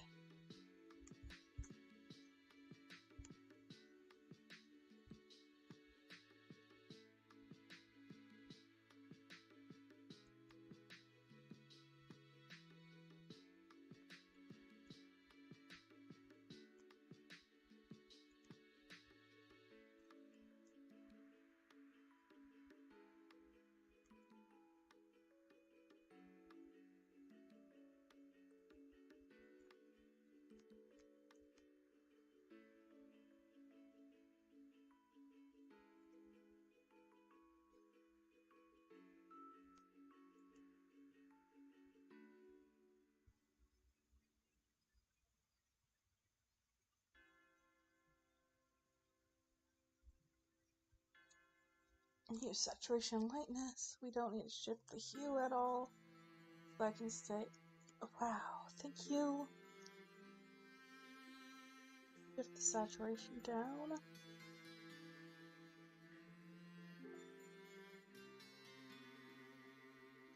Lightness just a little bit. So we keep same and decrease the lightness. That just is going to make Elva stand out way more.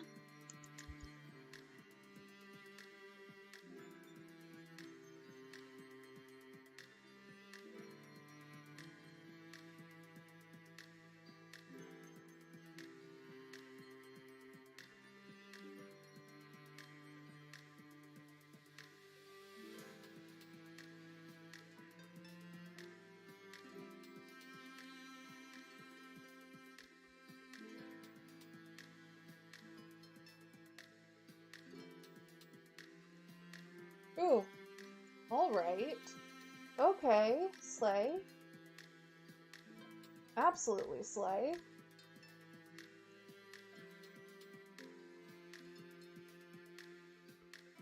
just gotta keep it moving. We just gotta keep on adding things in.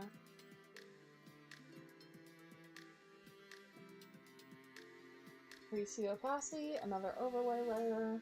We just keep on stacking on top. We're gonna decrease the opacity of this one right off the bat. Further.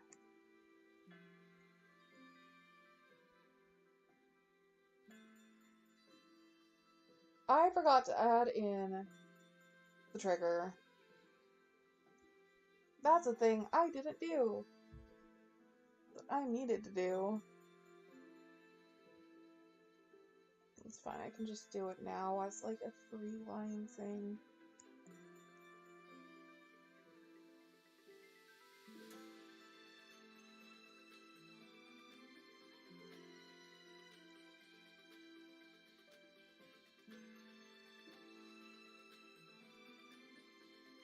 Kind of give it some visual interest.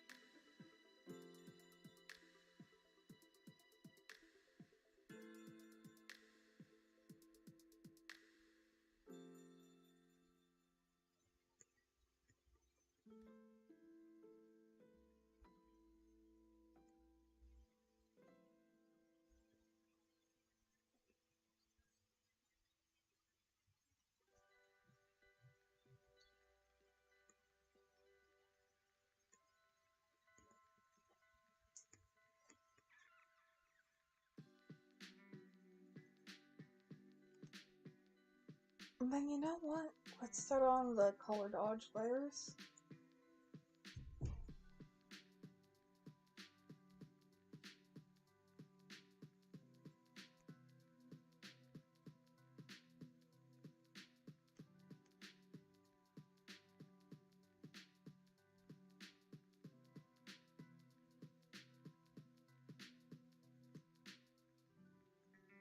The ambient light in here is kind of that purplish color.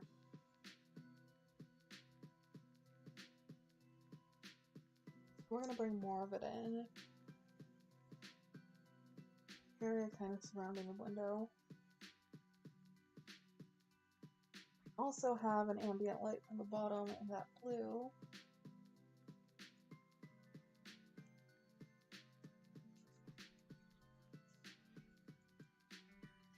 Onto the finger. All the way down. Then, I don't do this as much as I used to, but this piece warrants it. We're bringing in the TV effect.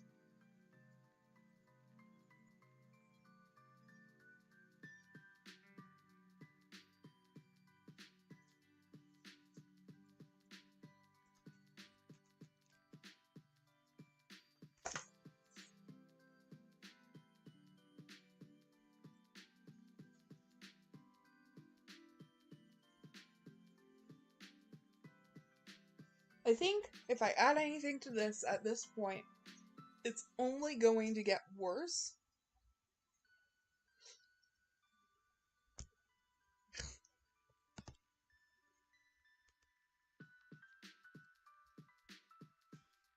Listen, it is a rainbow piece.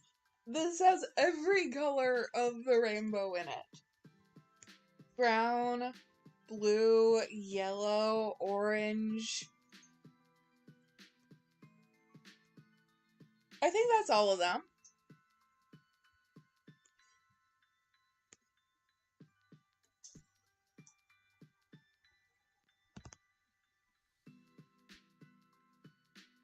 I think that's all the colors of the rainbow.